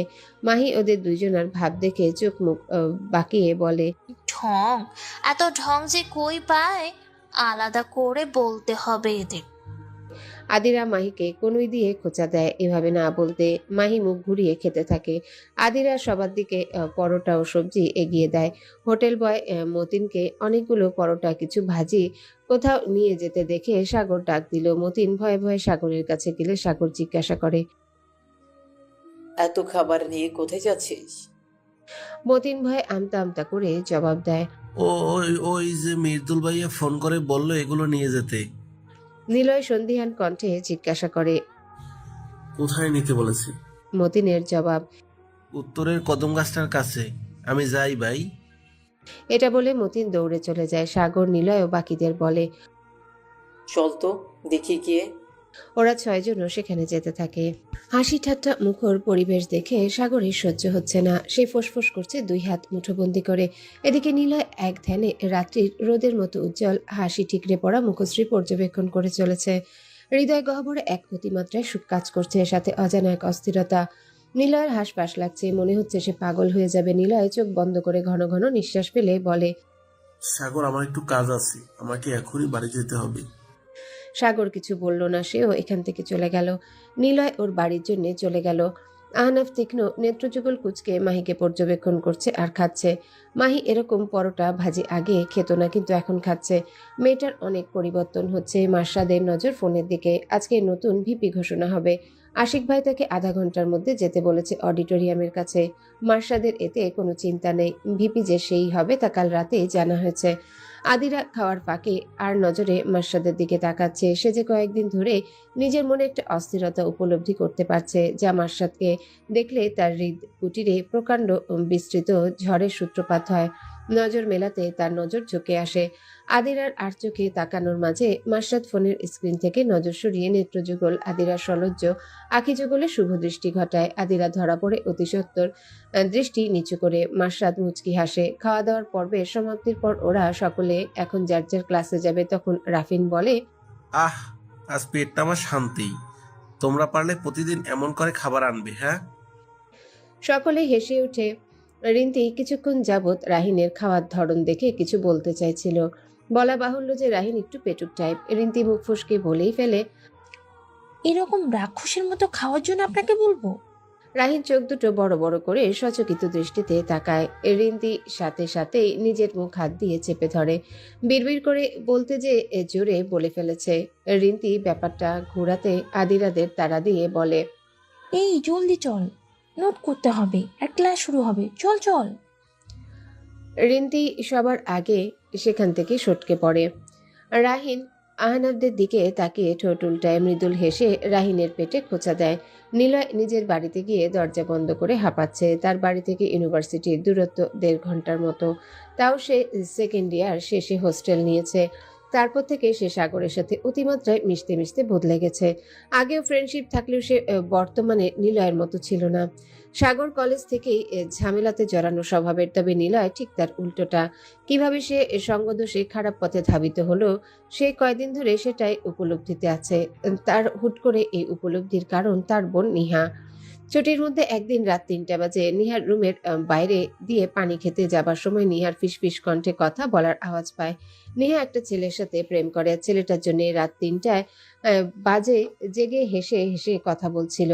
নিলয়ের তখন মনে পড়লো রাত্রিও তার সাথে এভাবে কথা বলে, রাত্রিও তার বোনের মতো আশায় বুক বাঁধে। তাহলে সাগরের কথায় রাত্রির সাথে ধোকা খেলাটা তো ঠিক না। তখন সে কিসব ভাবতে ভাবতে রাত্রির সাথে 2 দিন যোগাযোগ করেনি। ফোন বন্ধ করে রেখেছিল। তৃতীয় দিন ফোন অন করে রাত্রির শখানেকের বেশি মেসেজ ও মিসড কল দেখে তার বুক ধক করে ওঠে। কেন সে নিজেও জানে না। সে রাত্রিকে তৎক্ষণাৎ ফোন করলে রাত্রি কেঁদে কেঁদে কথা বলে। তারপর থেকে সে রাত্রির প্রতি নিজের অনেক দুর্বলতা বুঝতে পারে। নিলয়ের মাঝে মাঝে মনে হয় যদি তার বোনকেও কেউ এইভাবে কষ্ট দেওয়ার পরিকল্পনা করে থাকে। এক ভীতু মনের ভাই সে। নিজের সদ্য কলেজ পড়ুয়া বোনকে নিয়ে তার ভয়ের শেষ নেই। পৃথিবীর প্রতিটা ভাই যদি সময় থাকতে তার বোনের সাথে নিজের প্রেমিকা বা স্ত্রীর মানসিক অবস্থার তুলনা করে, তাহলে সমাজ সুস্থ হতে খুব বেশি সময় লাগবে না। শ্রাবণ মাসের আর 2 দিন বাকি। আজ সারাদিন গুড়ি গুড়ি হালকা বৃষ্টি হচ্ছে। বৃষ্টির হালকা ছাট গায়ে লাগলেও তার অতিমাত্রায় কম। ভার্সিটির ছুটির পর আদিরা টিউশনে যাচ্ছে। সে রাতের টিউশনিটার 2 দিন যে বিকেলে পড়ায় সেটাতে। আদিরার সামনের দিকে হাঁটতে হাঁটতে তার মনে হচ্ছে তার পেছনে কেউ আসছে। আদিরা পেছনে ঘুরে দেখে একটা ছোট বাচ্চা মেয়ে, এক হাত ভর্তি কদম ফুলের গুচ্ছ, আরেক হাতে একটা ডালা যেটাতে কাঠগোলাপ ও বকুল ফুলের সমাহার। আদিরা এত সুন্দর ফুল দেখে হা করে তাকিয়ে রয়। আদিরাকে অবাক করে দিয়ে বাচ্চা মেয়েটা আদিরার কাছে এসে কদম ফুলগুলো আর ফুলের ডালাটা দেয়, তারপর দৌড়ে চলে যায়। আদিরা এই কাণ্ডে অবাক হয়ে তাকিয়ে রয়। ডালাটার উপর এক শুভ্র রঙের কাগজ প্রজাপতির মতো করে শেপ করা। আদিরা কাগজটা হাতে নিয়ে খুলে দেখে এই যে মেয়ে, শুভ্র আভায় ফুলগুলো দিয়ে তোমাকে আমন্ত্রণ। শরতের নিমন্ত্রণ রইল। মোর প্রিয়া হবে সোরানি, দেব খোপায় তারার ফুল। তারার মতো বকুলের ঘ্রাণে তোমার হৃদয় বিমোহিত হোক শুধু আমাতে। হলুদাভ সাদা রঙের রাঙুক আজ তোমার মনের ধরনী, রঙিন কাঠগোলাপের অভ্যর্থনা তোমাকে দিতে আজ আমি অপারগ। আদিরা বড় আকারের প্রজাপতি আকারের কাগজটায় লেখাগুলো পড়ে বাকরুদ্ধ হয়ে গেল। এত ফুল দিয়ে তো স্টুডেন্টদের বাড়িতে যেতে পারবে না, তাই রাস্তার ধারে দাঁড়িয়ে স্টুডেন্টের মাকে ফোন করে জানিয়ে দিল রাতে পড়াতে আসবে। এখন আদিরা চিন্তায় পড়ে গেল এসব কে তাকে পাঠালো। তবে ফুলগুলো অতিমাত্রায় সুন্দর, মন ভালো করার ক্ষমতা রাখে। আদিরার মন বলছে হয়তো মার্শাদ, আবার নাও হতে পারে। আদিরা ফুলগুলো নিয়ে হাঁটছে, আবারও তার সিক্স সেন্স বলছে কেউ তাকে আড়ালে অনুসরণ করছে। আদিরা পেছনে ঘুরে কাউকে দেখতে পেল না। আদিরা ভাবলো সে এবার অন্য উপায়ে পর্যবেক্ষণ করবে। হুট করেই হোঁচট খাওয়ার ভঙ্গিমায় পড়ে যেতে নিয়ে ফাঁকা রাস্তার সাইডে বসে পড়ে। তারপর পা ধরে হালকা চিৎকার করে। ফুলের ডালা থেকে 2-1টা ফুল ভূমিতে ছড়িয়েছে। আদিরা সেগুলোর দিকে তাকিয়ে মুচকি হাসে। আড়ালে দাঁড়ানো মানুষটি তার প্রেয়সীর আচমকা চিৎকারে দৌড়ে আসে। তারপর পায়ের কাছে বসে পায়ে হাত দিতে নিলে আদিরা পা সরিয়ে নিয়ে থতমত কণ্ঠে বলে ওঠে, আপনি আপনি এখানে কেন? মার্শাদ আদিরার পা সরিয়ে নেওয়া দেখে গম্ভীর কণ্ঠে ধমক দিয়ে বলে, এত প্রশ্ন কেন? চুপচাপ পা দাও, দেখি কোথায় মোচড় লেগেছে। আদিরার পা জোর করে টেনে নিয়ে মার্শাদ দেখতে লাগলো। আর আদিরা নীরব হাসলো। তার সন্দেহ সঠিক ছিল, কিন্তু এই তেরা মানবটি তো নিজ মুখে স্বীকার করবে না। আদিরা কিছু একটা ভেবে বলল, সব দোষ এই ফুলগুলোর। এগুলো কে দিল তা ভাবতে ভাবতে আমার পায়ে মোচড় লেগেছে। লাগবে না এই ফুল, আমি সামনে ডাস্টবিনে ফেলে দিব। এখন আমি হাঁটবো কি করে?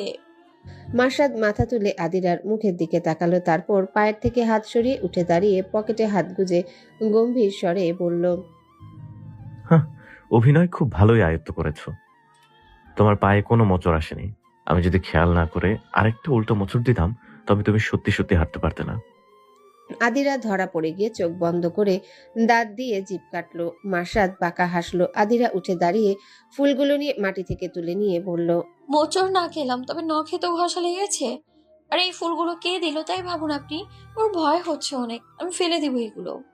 মার্শাদ ধমক দিয়ে বলে, ফুলের কি দোষ?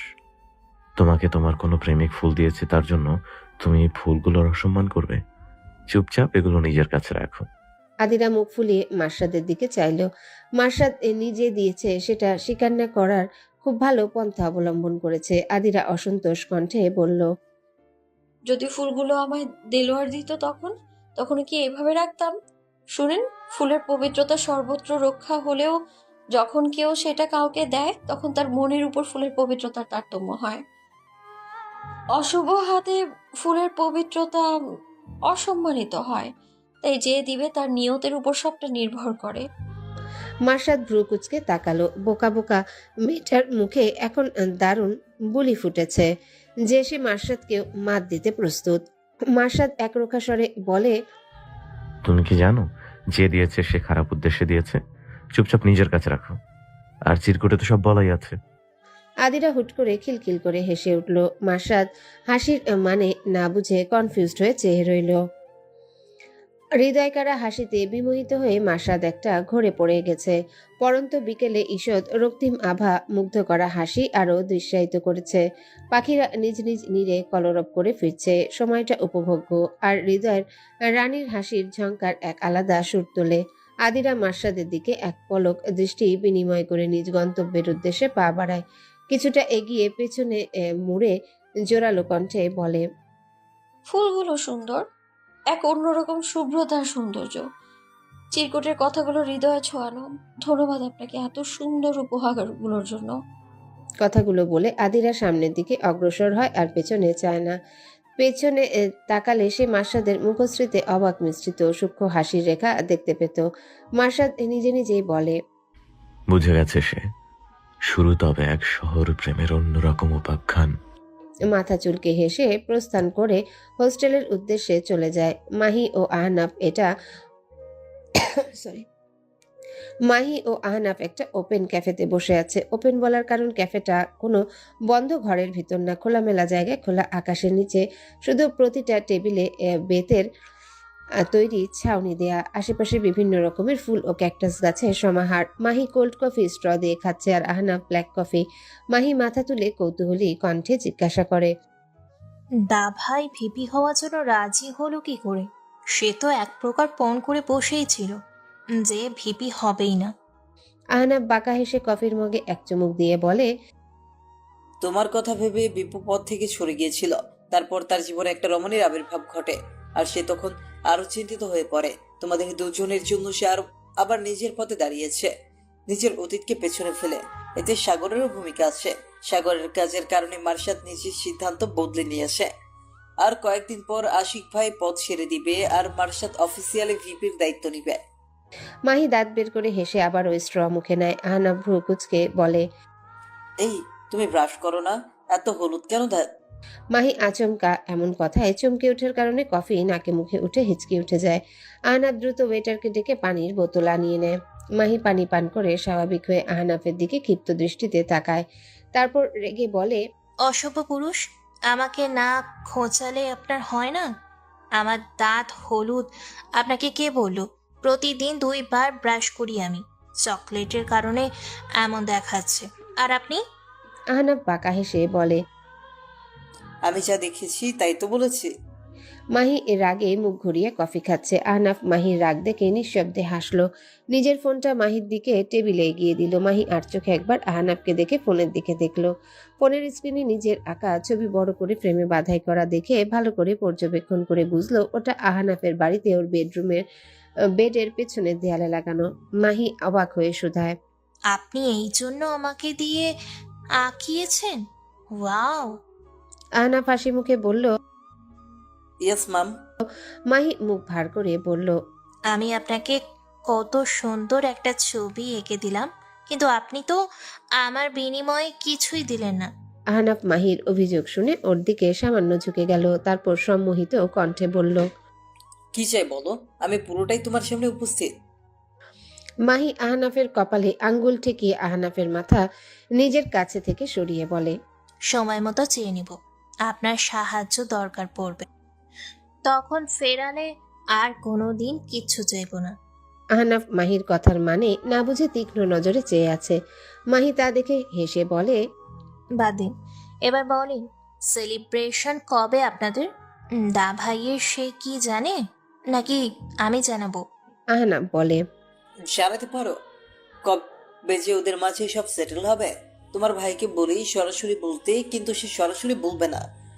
খাবার সামনাসামনি না খেয়ে মাথার পেছন দিয়ে ঘুরিয়ে এনে খাবে। ওলার ধৈর্য মাশাআল্লাহ। আহনাফ কথাগুলো বলছিল আর অঙ্গভঙ্গির মাধ্যমে দেখাচ্ছিল। মাহি হাসতে হাসতে মুখের কফি ছিটকে ফেলে দিয়েছে, যা কিছুটা আহনাফের শার্টে লেগেছে। আহনাফ শার্টের দিকে চেয়ে মুখ কুচকে ফেললো। মাহি টিস্যু নিয়ে জলদি করে আহনাফের কাছে গিয়ে শার্ট মুছে দিচ্ছে আর মিটিমিটি হাসছে। আহনাফ ভাবেনি মাহি এরকম করবে। আহনাফ হা করে তাকিয়ে আছে। মাহি আহনাফের কাছ থেকে সরে আসার সময় আলতো স্বরে বলল, আপনারা 2 বন্ধু একই প্রজাতির। মাহি নিজের জায়গায় বসে কোল্ড কফিতে শেষবারের মতো চুমুক দিয়ে বলে, আজকে আর না, আমার বোঝা হয়ে গেছে যে আজকে আমি কফিটা শান্তিতে আর খেতে পারবো না। এখানে আরো থাকলে আরো অনেক কিছু হবে। এর চেয়ে ভালো আজ উঠি, সন্ধ্যা নেমে আসছে। তো তোমার সিদ্ধান্ত কি? আদিরা সাইডের দিকে আরেকটু চেপে বসলো, অতঃপর কি বলবে ভেবে পেল না। মার্শাদ জবাব না পেয়ে বলে, জবাব হয়তো আমার জানা, তবে তোমার মুখ থেকে শোনার অপেক্ষা। সাহস সঞ্চারে যুগ কাটিয়ে দিও না যেন। আদিরা মুচকি হেসে এবার মুখ খুলল। আপনি তো আমার বাবা মায়ের মতো নিয়েই রেখেছেন, তাহলে এই ঘটা করে বলা না বলাতে কি এসে যায়? মার্শাদ চমকে তাকালো, কিন্তু আলোক স্বল্পতার কারণে আদিরার মুখাবয়ব দৃশ্যমান হলো না। আদিরা নিজে থেকেই বলে, জানতে চান তাই না যে আমি কি করে জানলাম? মাকে ফোন করেছিলাম, তখন মা আপনার কথা জিজ্ঞেস করলো। এর আগে যে 2 দিন কথা বলেছি প্রতিবার আপনার কথা জিজ্ঞেস করেছে, তাই আজ আমিই তাকে জিজ্ঞেস করলাম, কারণ তখন বলতে না চাইলেও বলেছে যে আপনি নাকি একা শহরে আমার খেয়াল রাখতে পারবেন। আর কিছু বলেনি। যেখানে আমার মা আপনাকে এক দেখায় এতটা ভরসা করে, সেখানে আমি আপনাকে তার চেয়ে কিছুটা হলেও জানি। মার্শাদের অধরে খেলে যায় পরিতৃপ্তির হাসি, না বলেও ভালোবাসা যায়। কাজী অফিসের ভেতর থেকে নিলয়ও রাত্রি বের হলো। রাত্রির চোখে মুখে লাজুকতা, তারা আজ বিয়ে করেছে। বিয়ের খবরটা আপাতত গোপন রাখবে।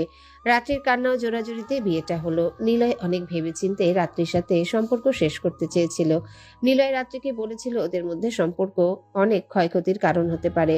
তাছাড়া ওরা দুজন একে অপরের শত্রুপক্ষের, তাই সমাপ্তি এই সময় থাকতে করা উত্তম। কিন্তু চাইলে কি আর এত সহজে এক লহমায় ভালোবাসা ভোলা যায়? রাত্রির সাথে নিলয় টানা 1 সপ্তাহ কোনো যোগাযোগ করেনি। এদিকে রাত্রি কাঁদতে কাঁদতে অসুস্থ হয়ে হোস্টেলে পড়েছিল। সুমি ও মৌমিরা রাত্রির অবস্থা দেখে খুবই বিচলিত হয়ে পড়ে। মাস্টারদের জানালে আফসোস ছাড়া কি বা করবে। তারপরে ওরা সবাই রাত্রির মন ভালো করতে ঘুরতেও গিয়েছিল কয়েক জায়গায়। নিলয় এক মেয়ের মাধ্যমে রাত্রির খবর জানতে পেরে রাত্রিকে ফোন করে। রাত্রি ফোন হাতে নিয়ে সুমি ও মৌমির সামনে ঝরঝর করে কেঁদে ফেললো। কান্নার জন্য সে কথাও বলতে পারছিল না। সুমিত্রা বুঝিয়েছিল মুভ অন করতে, কিন্তু এতদিনের ভালোবাসা ভুলতে পারছে না রাত্রি। রাত্রির স্বভাবতই নরম মনের। এরপর 2-3 দিন পর রাত্রির কান্না ও জোরাজুরিতে হার মেনে নিলয় সিদ্ধান্ত নিয়েছে ওরা বিয়ে করবে, কিন্তু 2 পক্ষের কারো বন্ধুদের জানাবে না। আর আজ ওদের বিয়ে হলো। নিলয় রাত্রির বাম হাত নিজের ডান হাতে মুঠোবন্দি করে রাত্রির লাজুক হাসি দেখে চলেছে। কতটা মুগ্ধতাই হাসিতে, কিন্তু সে নিজের কর্মের কারণে হাসি ম্লান হওয়ার কারণও হতে পারে। নিলয়ের নিজের উপর প্রচন্ড রাগ হচ্ছে। কেন সে ভালোবাসা নিয়ে খেলতে গেল, আর খেলতেই যখন গেল তখন এত গভীর হবে মায়ায় কেন পড়লো? বাপ তার বাপকেও ছাড়ে না। নিলয় চাইলেও পারছে না সব ছেড়ে চলে আসতে। সাগর অনবরত তাকে হুমকি দিচ্ছে। কেন রাত্রির সাথে ফিজিক্যাল হয়ে ভিডিও বানিয়ে এডিট করে মার্শাদের নাম খারাপ করছে না? কেন এত সময় নিচ্ছে? এত সব প্রশ্নের নিলয়ের কাছে কোনো জবাব নেই। কি বা জবাব দিবে? অভিনয়ের বেড়াজাল থেকে কখন সে অভিনয়ের বাহিরে চলে গেছে নিজেও সে বিষয়ে সন্দিহান। নিলয় দীর্ঘশ্বাস ফেলল। নিলয় ভাবে সাগরকে বলতে হবে যে রাত্রি ওসব খারাপ কাজের জন্য একদম রাজি হয়নি বলে সে রাত্রির সাথে সম্পর্ক শেষ করে দিয়েছে। আরো ভাবে সে এখন থেকে বাড়ি থেকে এসে ক্লাস করবে এবং সাগরকে বলবে তার বাড়িতে এই সময়টা থাকাটা জরুরি। রাত্রি অনেকক্ষণ যাবৎ নিলয়কে অন্যমনস্ক দেখে হাত ধরে ঝাঁকি দিয়ে বলে, এই কি হয়েছে তোমার? নিলয় রাত্রির দিকে চেয়ে কৃত্রিম হেসে মাথা নাড়ায়, তারপর বলে, রাত পাখি শোনো, তোমার সাথে আমি ক্যাম্পাসের ভিতর খুব একটা দেখা করব না। আমি এখন থেকে আমার বাসায় থাকব। তুমি তো সব বুঝো। তুমি এখন বিবাহিতা। আমাদের সম্পর্ক সবার সামনে আসলে আসলে বিপদ। তোমাকে এটুকু তো বুঝতে হবে। রাত্রি মন খারাপ করে বসে আছে। এত লুকোচুরি তার ভালো লাগে না। নিলয় রাত্রির হাতে চুমু দেয়, আর রাত্রি আবারও লাজুকতার ন্যায় নুইয়ে পড়ে। নিলয় রাতে হোস্টেলের বারান্দায় দাঁড়িয়ে একা একা ধূমপান করেই চলেছে। তখন সাগর রুমের ভেতরে থেকে এসে নিলয়ের পিঠে একটা চাপড় দিয়ে বলে, তোরে ছেঁকাকুরদের মতো লাগতেছে কেন? তুই দেখি 2 প্যাকেট সিগারেট শেষ করে ফেলেছিস। নিলয় নিজের কণ্ঠে এক মিথ্যা রাগের আবরণ এনে বলে, ওই রাত্রির পেছনে এতগুলো মাস ওয়েস্ট করা টোটালি টাইম ওয়েস্ট। মাইয়া পুরা ব্যাকডেটেড। 1 সপ্তাহ যোগাযোগ করি নাই, তারপরেও সে রুম ডেটে যেতে নারাজ। বারবার কয় তারে বিয়ে করতে। এর এত ন্যাকামি সহ্য করা এখন আমার সহ্য সীমার বাইরে। আমি কিন্তু আর যাচ্ছি না ওর পিছনে। আচ্ছা, একেবারে ব্রেকআপ করে আসছি। মাইয়ারে বারবার বলার পরেও যখন রাজি হয় নাই, তাই ব্রেকআপের কথা বলাতে সেও ব্রেকআপের জন্য রাজি হয়ে গেছে। আবার বলছে আমারে সে ভালো ভাবছিল। আমি নাকি খারাপ বের হয়েছি। সে বুঝে নাই তোর ফ্রেন্ড হয়ে আমি ভালো কেমনে হব। আরো কত হেনতেন। এবার তুই আমারে আর ওই মাইয়ের পিছনে যাইতে বলবি না। আমার তো প্রচুর রাগ লাগতেছে। অন্য উপায় বের করে নয়তো সব বাদ দে। প্রতিবার নাকানি চুবানি খেয়ে আমি টায়ার্ড, শুধু শুধু এসব করা।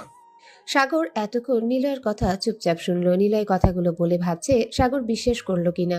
সাগরের মুখে বিরক্তি ও রাগের আভাস। সাগরকে চুপ থাকতে দেখে নিলয় আবারও বলে, যতটা ইমোশনাল ফুল ভাবছিলাম সে তো ততটাও না। যেসব মাইয়ের স্বেচ্ছায় এসবে রাজি হয়, যেমন সামিরা, রাত্রি অমন টাইপের নয়। সাগর নিলয়ের সাথে হুট করে কোলাকুলি করে খোশ মেজাজে বলে, সামিরা, যা ওই রাত্রি টপিক বাদ, এখন সামিরাকে কাজে লাগাবো। সামিরা তো মার্শাদকে পছন্দও করে। সামিরাকে ফুসলালে সামিরা ঠিক আমাদের কথা মতো নাচবে। নিলয় নিজের টপিকটা টলে যাওয়াতে স্বস্তির নিঃশ্বাস ফেলে। নিলয় জিজ্ঞাসা করে, সামিরাকে দিয়ে প্রথম থেকে যা করার করাতেই, মাঝখানে আমারে শুধু শুধু রাত্রির সাথে টাইম ওয়েস্ট করতে পাঠালি। সাগর নিলয়ের কাঁধে হাত রেখে বলে, তোর আগে কোনো রিলেশন ছিল না, তাই ভাবছিলাম রাত্রি মাইয়াটা পড়ে যাবে, তারপর ইমোশনাল ব্ল্যাকমেল করবি। যাক, বাদ সব, এখন সামিরাকে কাজে লাগাবো। আর এমপি রুহুল আমিন তো আছেই। নিলয় বলে, শোন, আমি এখন থেকে বাড়িতে থাকবো। ছোট বোনকে পড়াতে বলছে আম্মু। ছোট বোন খালি পড়ায় ফাঁকি দেয়। সপ্তাহে 2 দিন হোস্টেলে থাকবে আর বাকি দিন বাড়িতে। সামনে ওর এসএসসি প্রি টেস্ট, আর সে ফার্স্ট টার্মে অ্যাকাউন্টিং এ ইংরেজিতে ফেল করেছে। এখন ও সব প্রাইভেট আম্মু বাদ দিয়ে একটা রাখবে, আর আমাকে ওকে পড়াতে বলছে। আম্মু যা বলছে শুনতেই হবে। আম্মু যার আগেই জানোস তো। সাগর বাধা দেয় না। সাগর সামিরার নাম্বারে ডায়াল করতে করতে হোস্টেলের বারান্দার অন্যদিকে যেতে থাকে। নিলয় হাফ ছেড়ে বাঁচে। নিলয় আপন মনে আওড়ায়, যাক, সাগর সন্দেহ করেনি। এখন থেকে ভার্সিটির এরিয়াতে রাত্রির সাথে দেখা সাক্ষাৎ কম করতে হবে। আছে আর 1 বছর, তারপর আমি মাস্টার্স এখান থেকে কোনো মতেই করবো না। এখান থেকে যেতে পারলেই বাঁচি। আজ পূর্বের ভিপি আশিক ভার্সিটি থেকে বিদায় নেবে। আশিক ইঞ্জিনিয়ারিং ডিপার্টমেন্টে, তাই ওদের মাস্টার্স না করলেও ভালো জব পাওয়া যায়। মাস্টার্স ইচ্ছে হলে করবে, না ইচ্ছে হলে না। তবে ফ্যাকাল্টি হিসেবে জয়েন করতে মাস্টার্স করা লাগবে। মার্সাদরা ও সাগররা সবাই আশিককে বিদায় জানাতে এসেছে। মৌমি গতকাল রাত থেকেই মন খারাপ করে রেখেছে। আশিক রাজশাহীতে ভালো একটা কোম্পানিতে জব পেয়েছে। সেই কোম্পানির সাথে জাপানের কানেকশন আছে। কোনো কাজে জাপানে পাঠাবে এমন অনেক সুবিধা আছে। মৌমি আশিকের বিদায়ের জন্য এসেছে, তবে একটা চেয়ারে বসে একাকী চোখের জল ফেলছে। আশিক সবার সাথে কুশল অভ্যর্থনা শেষে তার অভিমানিনীর সামনে এসে হাঁটু মুড়ে বসেছে। তারপর 2 হাতের আজলায় মৌমির ক্রন্দনরত মুখটাকে নেয়। তারপর বলে, এই মোমবাতিটা শোনো না, তুমি আমার আদার ঘরের একটা উজ্জ্বল ঝলঝলে মোমবাতি। আমার মোমবাতি মন খারাপ হলে যে আমার মনের ঘর অন্ধকারাচ্ছন্ন হয়ে যাবে, একটু হাসো তো শোনা। মৌমি অশ্রু পরিপূর্ণ নয়নে মায়াবী দৃষ্টিতে আশিকের দিকে তাকায়। আশিক মৌমির মুখের উপর আসা অবাধ্য চুলগুলো কানের পিছে গুজে দিয়ে গালে লেগে থাকা অশ্রু মুছে নরম স্বরে বলে, তোমার গ্রাজুয়েশন কমপ্লিট হোক, এর মধ্যে আমি আমার অবস্থান আর একটু মজবুত করি। তারপর তোমায় বউ করে সবাইকে জানিয়ে নিয়ে যাব। আর তোমার খেয়াল রাখতে তোমার 5টা ভাইয়ের মতো বন্ধু আছে তো। আমার কাছে রাজশাহীর জবটা বেশি প্রিফারেবল লেগেছে। আর রাজশাহীতে বাড়িতে বাবা মা একা থাকে। বড় ভাই নোয়াখালী পোস্টিং এ ভাবি বাতিজাকে নিয়ে চলে গেছে। আমি মাস্টার্সে ভর্তি হলে রাজশাহী ইউনিভার্সিটি থেকেই করব, তবে সেটা মাস কয়েক পর থেকে। মৌমি অভিমানী স্বরে বলে, বাবা মাকে 1 বছরের জন্য ঢাকাতে নিয়ে এসো। তারপর আমাদের বিয়ের পর আমাকে সহ না হয় রাজশাহী সবাই যাবে। আশিক মৌমির কথায় হেসে বলে, সবাই তোমার মতো সহজ করে ভাবে না গো। অনেক কিছু বুঝে চলতে হয়। তোমার সাথে প্রতিদিন কথা হবে, আর তুমি সাবধানে ভদ্রমেয়ের মতো থাকবে। তারপর আশিক মৌমির হাতে একটা কাঠগোলাপের মালা পরিয়ে দেয়। তারপর মৌমির থেকে বিদায় নিয়ে চলে যায়। আদিরা কিছুটা দূরে দাঁড়িয়ে মৌমির কান্না ও আশিকের সুন্দর করে কান্না মোছানো দৃশ্য দেখে তার চোখের কোণ বেয়ে জল গড়ানো উপলব্ধি করলো। ওড়না দিয়ে তা মুছে নিতেই নিজের আশেপাশে অতি প্রিয় কারো উপস্থিতি অনুভব করলো। তার নিজস্ব ঘ্রাণে আদিরা না দেখেই বলল, আপনি এখানে? যান, আশিক ভাইয়াকে এগিয়ে দেবেন না। মার্শাদ আদিরার পাশে দাঁড়িয়ে কানের কাছে মুখ নিয়ে ফিসফিস করে বলল, তুমি কাঁদছো কেন? আমি তো এখানেই আছি। আমার আবার অত দূরে যেতে হবে না, বুঝেছো? তাই তোমাকে আগে ভাগে কান্নার ট্রেনিং নিতে হবে না। আদিরা ভ্রু কুচকে মার্শাদের দিকে ফিরতেই মার্শাদের ওষ্ঠদ্বয়ের সাথে আদিরার ললাটের সংঘর্ষ ঘটে। আদিরা চোখ বড় বড় করে তাকিয়ে এক পা পিছু হটে যায়। মার্শাদ বাঁকা হাসে, তারপর আদিরার দিকে এক পা এগিয়ে অনুরাগী স্বরে বলে, ইস, তোমার কপালে আমার ঠোঁটের প্রথম স্পর্শ না চাইতেও একে অপরকে ঠিক আকর্ষণ করে নিয়েছে। এখন আমার ওষ্ঠদ্বয় আর একবার আকর্ষিত হতে চায়, সেই অনুমতি মিলবে কি? আদিরার মুখে ঈষৎ লজ্জা মিশ্রিত আভা ছড়িয়ে পড়ে। কোনো জবাব না দিয়ে অদূরে দাঁড়ানো রিন্তিদের কাছে চলে যায়। মাহি এখন মৌমাছির কাছে আছে। সরি কি বলতেছি, মাহি এখন মৌমির কাছে আছে। মাহি রাত্রি সুমি মিলে মৌমিকে হাসানোর চেষ্টা করছে। মার্শাদরা আশিককে এগিয়ে দিতে গাবতলি পর্যন্ত যাবে। মার্শাদরা ইঞ্জিনিয়ারিং ডিপার্টমেন্টের কাছে গেলে সে সময় সামিরা এসে মার্শাদদের পথের সামনে দাঁড়ায়। আশিক স্যারদের সাথে দেখা করতে ডিপার্টমেন্টে গিয়েছে। সামিরা ঢং করে বলে, কংগ্রাটস মার্শাদ বেবি, কেমন আছো বেবি?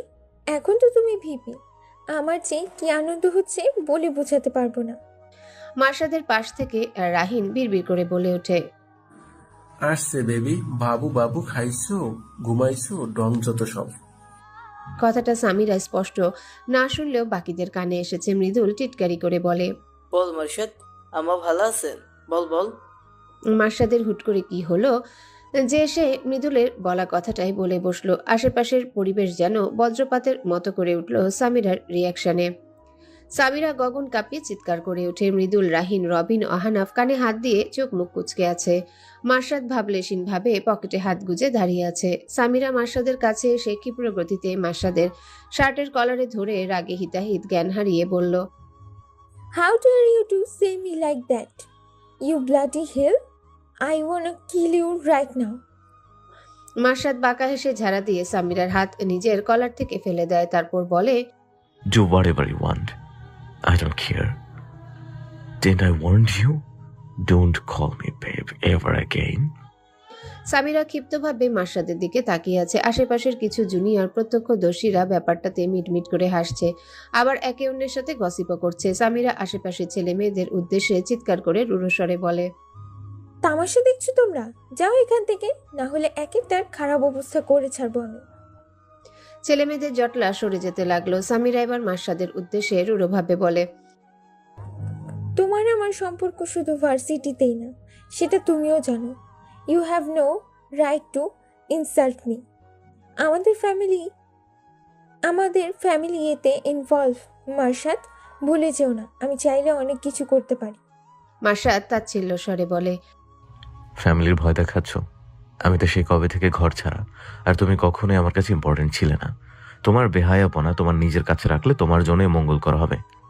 ন্যাকামো আমার সাথে করতে আসবে না। আমি তোমার সাগরের মতো না যে ন্যাকামতে সব গলে যাব। সামিরা রেগে তাচ্ছিল্য স্বরে বলে, নিজের নজর নিচে নামিয়েছো বলে তোমার ক্যাটাগরিও লো হয়ে গেছে, না হলে কি থার্ড ক্লাস আদিরের সাথে ঘুরতে নিজেকে ভিখারি লেভেলে নিয়ে গেছো? মার্শাদ মুচকি হেসে বলে, যদি তাই হয় তবে তাই, তাও নির্লজ্জ তো না। লজ্জা বলতে কিছু আছে এই পৃথিবীতে, কিন্তু তোমার মধ্যে তার ছিটে ফোটাও নাই। মার্শাদ এবার রবিনকে বলে, আশিক ভাই বের হলে তাকে নিয়ে মেইন রোডে আসিস। চল আনাফ। মার্শাদ আহনাফকে নিয়ে চলে গেল। সামিরা একই জায়গায় রক্তচক্ষু নিয়ে ঠায় দাঁড়িয়ে আছে, তার রাগে শরীর চলে যাচ্ছে। মৃদুল, রাহিন ও রবিন ইঞ্জিনিয়ারিং ডিপার্টমেন্টে ঢোকার আগে মৃদুল সামিরাকে উদ্দেশ্য করে বলে, খালাম্মা, এই রোদের মধ্যে দাঁড়িয়ে থাকতে আপনার কষ্ট হবে তো? এমনিই আপনার শরীর রাগে চুকছে মনে হচ্ছে। ওই যে সামনে গাছতলা আছে, সেখানে বসে থাকেন।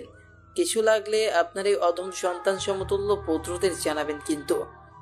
সামিরা রাগে আরো ফেটে পড়ে চিৎকার করে বলে, you bastard, just get lost. এটা বলে সামিরা মৃদুলকে থাপ্পড় দিতে নিলেই মৃদুল বাকিদের নিয়ে জলদি করে সরে যায়। সামিরা নিজের উপর রাগে চিৎকার করে চলে যায়। মুক্ত সমীরণে অসীম নীল অন্তরিক্ষের সাদা তুলোর মতো মেঘপুঞ্জ বড়ই বিভাসিত। কাশফুলের সাদা রং পুরো একটা বড় মাঠে যেন মেঘপুঞ্জ ভূমিতে ধেয়ে এসেছে। আজ সূর্যের তেজ কিছুটা কম, আর সূর্য এখন পশ্চিম আকাশে কিছুটা ঢলে পড়েছে। দুপুর গড়িয়ে সবে বিকেল নেমেছে। সকালের দিকে হালকা বৃষ্টি ছিল, কিন্তু এখন আকাশ দেখে মনেই হয় না। কিছু প্রহর আগেও আকাশের মন খারাপ ছিল, এখন হালকা রোদে আকাশ নরম হাসি হাসছে। রিন্তি ঘুরে ঘুরে কাশফুলের সাথে বিভিন্ন বিভিন্ন অ্যাঙ্গেলে ছবি তুলছে। মাঝে মাঝে সাবিহাকে বলছে ছবি তুলে দিতে, আবার আদিরা মাহি সবার সাথে ছবি তুলছে। একটা ভালো না হলে আরো কয়েকটা তুলে। আদিরা ঘাসের উপর বসে আছে, এক মনে আকাশের দিকে দৃষ্টি নিবদ্ধ। তার পাশে মাহি ক্যানভাসে রং তুলির ভালোবাসায় প্রকৃতি রাঙাচ্ছে। সুমি ও মৌমি ছবি তুলছে, সাথে চটপটি ফুচকা এমন কোনো দোকানের অন্বেষণে ঘুরছে। মার্শাদ ও আহনাফরা কিছুটা দূরে দাঁড়িয়ে স্মোক করছিল। এখন মার্শাদ এসে আদিরার পাশে বসে আর আহনাফ মার্শাদের পাশে বসে। মৃদুল ও রবিনকে সুমি ডাক দিয়ে নিয়ে গেছে। ওরা একটা ফুচকার দোকান পেয়েছে, তাই সবার জন্য ফুচকা অর্ডার দিয়েছে সেগুলো আনতে। আর এদিকে রাহিন রিন্তির পেছনে গিয়ে নিজেও সেলফি তোলার ভান ধরছে আর রিন্তির ছবি নষ্ট করার প্রয়াস করছে। মার্শাদ মাহিকে ডাক দিয়ে বলে, তোর আঁকা হয়নি? আর কতক্ষণ আঁকবি? 1 ঘন্টা হলো এসেছি। মাহি বিরক্ত হয়ে বলে, এই দা ভাই চুপ কর তো, একটু সুন্দর মোমেন্ট কল্পনা করে আঁকছি, যদি বাজে হয়েছে তাহলে তোর খবর আছে। আদিরা হুট করে নিজের নাক চেপে ধরে বলে, আপনি কয়টা সিগারেট খেয়েছেন? এত দুর্গন্ধ আসছে কেন? যান মুখ ফ্রেশ করে আসেন। মার্শাদ আদিরার দিকে আরেকটু ঝুঁকে গিয়ে বলে, যত যাই হোক তোমাকে আমার সাথেই থাকতে হবে। আদিরা নিজের মাথা একটু সরিয়ে নিয়ে নাক কুচকে বলে, এগুলো খাওয়া বন্ধ করতে পারেন না, বাজে নেশা একটা। এসব ছাইপার স্বাস্থ্যের জন্যও ক্ষতিকারক, জানেন তো। মার্শাদ বাঁকা হেসে বলে, যেদিন তোমার নেশায় পুরোপুরি মাতাল হব, সেদিন তোমার সিগারেট নামক সুদিনকে ভালোবাসা কমিয়ে দিব। এখন দিনে মাত্র 5টা। আদিরা চোখ বড় বড় করে বিস্ময়ের সাথে বলে, 5টা? আপনি তো মহা সিগারেট খোর। আপনার ফুসফুস বেঁচে আছে? মার্শাদ রম্য স্বরে বলে, দেখবে ফুসফুসে তো তুমি নামক অক্সিজেন আছে, না বেঁচে যাবে কই? মার্শাদ হাসতে থাকে, সাথে আহনাফ হুট করেই মাহি রেগে রঙে পরিপূর্ণ তুলি দিয়ে এসে মার্শাদের হাতে মারে। মার্শাদ এহেন কাণ্ডে হতবাক হয়ে মাহিকে বলে, কি হলো? কি করলে এটা তুই? মাহি কাঁদো কাঁদো হয়ে বলে, তোদের জন্য আমি সবুজ রঙের বদলে কালো রং দিয়ে ফেলেছি, এখন আমার ছবিটা নষ্ট হয়ে গেল, শয়তানগুলা। আহনাফ মুখ বাঁকা করে বলে, আমরা তোমাকে বলছি দিতে, নিজের দোষ আমাদের উপর দাও কেন? মাহি তুলি নিয়ে আহনাফকে মারতে গেলে আহনাফ তাড়াহুড়ো করে উঠে যায়। মার্শাদ মাহির চিত্রটার কাছে গিয়ে ছবিটা ঠিক করতে চেষ্টা করে। মাহি মন খারাপ করে দেখতে থাকে মার্শাদ কি করে। 5 মিনিট পর মার্শাদ মাহির মাথায় টোকা দিয়ে বলে, বলতে জানি কোথাকার। মার্শাদ আবারও এসে আদিরার সাথে বসে আদিরাকে জিজ্ঞাসা করে, তুমি ছবি তুলবে না? চলো তুলে দিই। আদিরা আকাশের দিকে তাকিয়ে মুগ্ধ কণ্ঠে বলে, মানুষের চোখ সবচেয়ে সুন্দর ক্যামেরা। চোখের দৃশ্যপটে সুন্দর দৃশ্যগুলো আজীবন থেকে যাবে, মনও প্রশান্ত হবে। প্রতিটা সুন্দর আগে নিজের স্মৃতিপটে সংরক্ষণ করে তারপর বাকি সব। মার্শাদ আদিরার একটা হাত নিজের হাতে নেয়। আদিরা মার্শাদের দিকে তাকায়। দুজন দুজনের দিকে মুগ্ধতার সাথে চেয়ে আছে। আশেপাশে আহনাফ উঠে সামনে গিয়ে মোমেন্টটা ক্যাপচার করে নেয়, তারপর বলে, স্মৃতিকে তাজা রাখতে সেগুলো বারবার স্মরণ করতে হয়। তোদের এই মোমেন্টটা ভবিষ্যতে তোদের সুখ স্মৃতিতে থাকবে। আহনাফ মার্শাদকে ছবিটা দেখায়। মার্শাদ ও আদিরা দুজনে ছবিটা দেখে অনেক খুশি হয়। মার্শাদ এবার আহনাফকে বলে, তোর তাকে কি সবসময় আড়ালে ভালোবেসে যাবে? এবার তো প্রকাশ কর। প্রকৃতিও আজ তোর প্রেমের রঙে রাঙাতে চায়, সুযোগও বড্ড কাছে। যা দোস্ত যা, কেহ দে আপনি দিল কি। আহনাফ ও আদিরা দুজনেই হেসে ওঠে। আর মাহি ছবি আঁকতে আঁকতে ওদের কথা শুনছিল। তার হাত এখন এক জায়গায় স্থির হয়ে গেছে। আকাশে শুভ্র মেঘের আনাগোনা হলেও মাহির মনের আকাশে কৃষ্ণ মেঘ ধেয়ে আসছে। তার মনে বড্ড ভারী হয়ে আসছে। মাহি মনে মনে ভাবে, তার মানে অন্য কেউ আছে? কে সে? সুমিপু নাকি সাভিহা না রিন্তি? সে সত্যি কাউকে ভালোবাসে? কি সব ভাবছি আমি। ভালোবাসুক, তাতে আমার কি? আমি আমার মতো বেশ আছি। এই কয়েকদিনের মায়া ঠিক কাটাতে পারবো আমি। আহনাফ লম্বা শ্বাস নিয়ে একগুচ্ছ কাশফুল নিয়ে মাহির পেছনে দাঁড়ায়। আহনাফ দেখে মাহির তুলি এক জায়গায় স্থির হয়ে আছে। আহনাফ অধর খেলে হাসে, অতঃপর বলে, এই এলো কিসের কন্যা শোনো। হ্যাঁ, তোমাকে বলছি, বড্ড অভিমানী তুমি। তোমার অভিমানী দৃশ্য পড়ছে, তার রং হারাচ্ছে, তার খেয়াল আছে? মাহি আচমকা এরূপ সম্বোধনে ভাবনার জগৎ থেকে ফেরে তড়িঘড়ি করে পেছনে ঘুরে কাশফুল দিয়ে মুখ আড়াল করা মানুষটাকে দেখে। মাহির মন কৌতূহলী হলো। আহনাফ হাসে, প্রাণবন্ত সেই হাসি। মাহির হৃদয় যেন তার নিজের অবাধ্য হচ্ছে বড্ড। এত জোরে বিট করা কি দরকার তার? আহনাফ মাহির হাতটা নিয়ে নিজের বুকের বাম পাশে রাখে। মাহি হতবাক হয়ে চোখ বড় বড় করে তাকিয়ে আছে। আহনাফ বলে, তোমার প্রতি প্রথম মুগ্ধতা কোনো এক শরতে আমার জীবনে শস্যজয়ী তোমার আগমন। এক গুচ্ছ কাশফুল হাতে, লম্বা চুলে এক কিশোরীকে যখন দৌড়ে আসতে দেখেছিলাম তখন মুগ্ধ হয়েছিলাম প্রথমবার। তার অভিযোগ ছিল তার কাজিন তার ছবি নষ্ট করে দিয়েছে, সাথে তাকে রং মাখিয়ে দিয়েছে, তাই সে তার দাভাইয়ের কাছে বিচার নিয়ে এসেছে। সেই প্রথম মুগ্ধতা, আজও সেই শরৎকাল। আজ কাশফুলের সমারোহে তোমায় শরৎ প্রেমের আহ্বান এলো কেশি।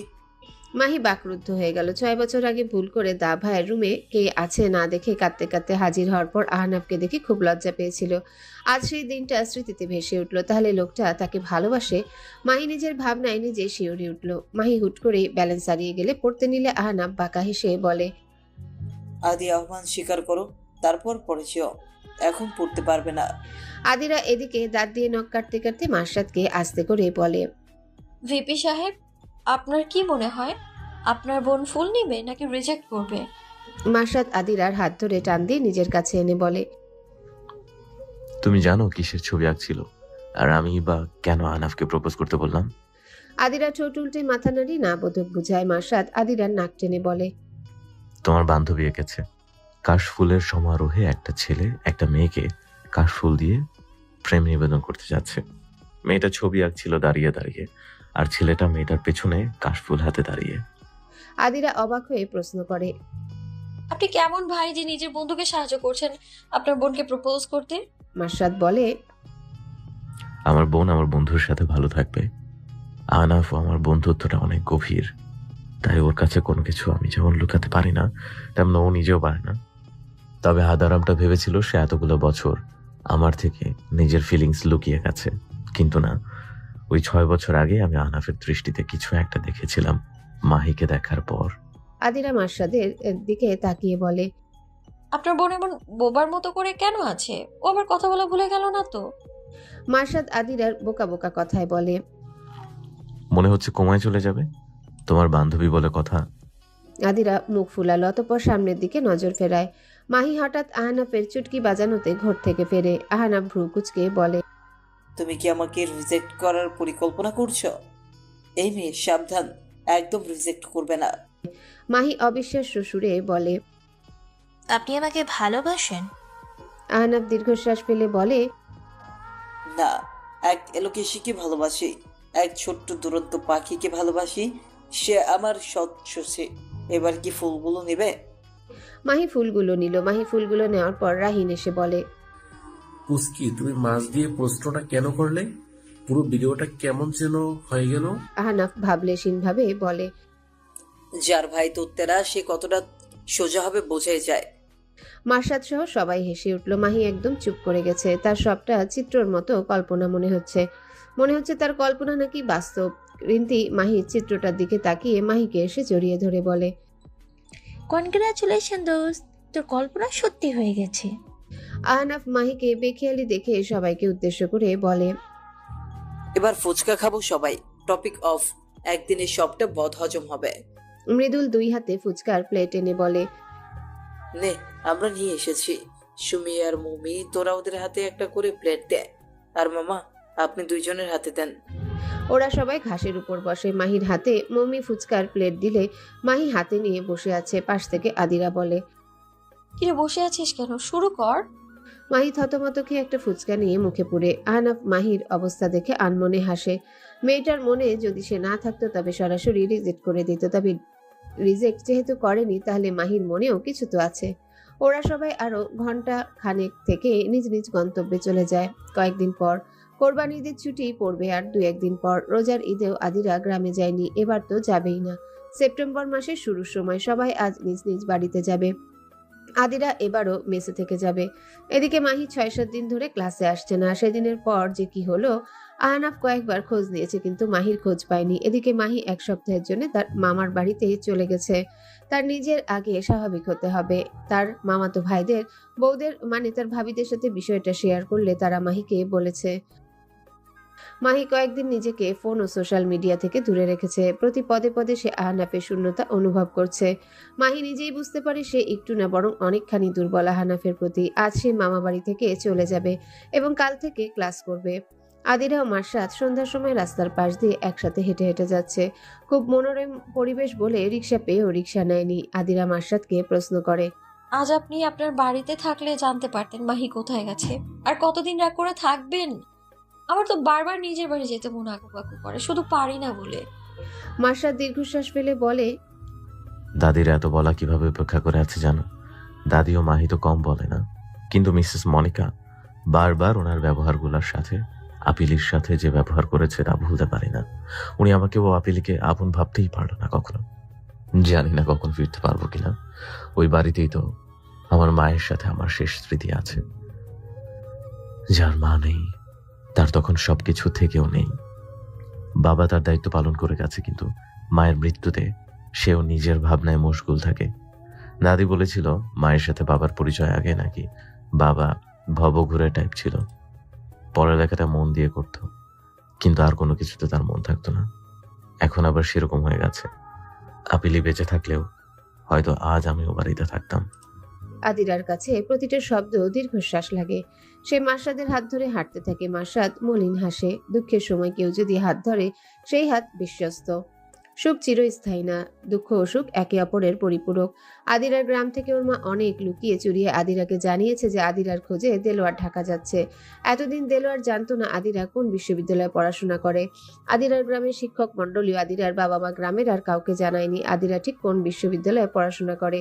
ঈদের 3 দিন পর দেলোয়ারের কাছে উড়োচিঠির মাধ্যমে আদিরার ঠিকানা জানিয়েছে কেউ, যে চায় না আদিরা সুখ। দেলোয়ার খবর পাওয়া মাত্রই আদিরাদের বাড়িতে এসে আদিরার বাবা মাকে শাসিয়ে গিয়েছে।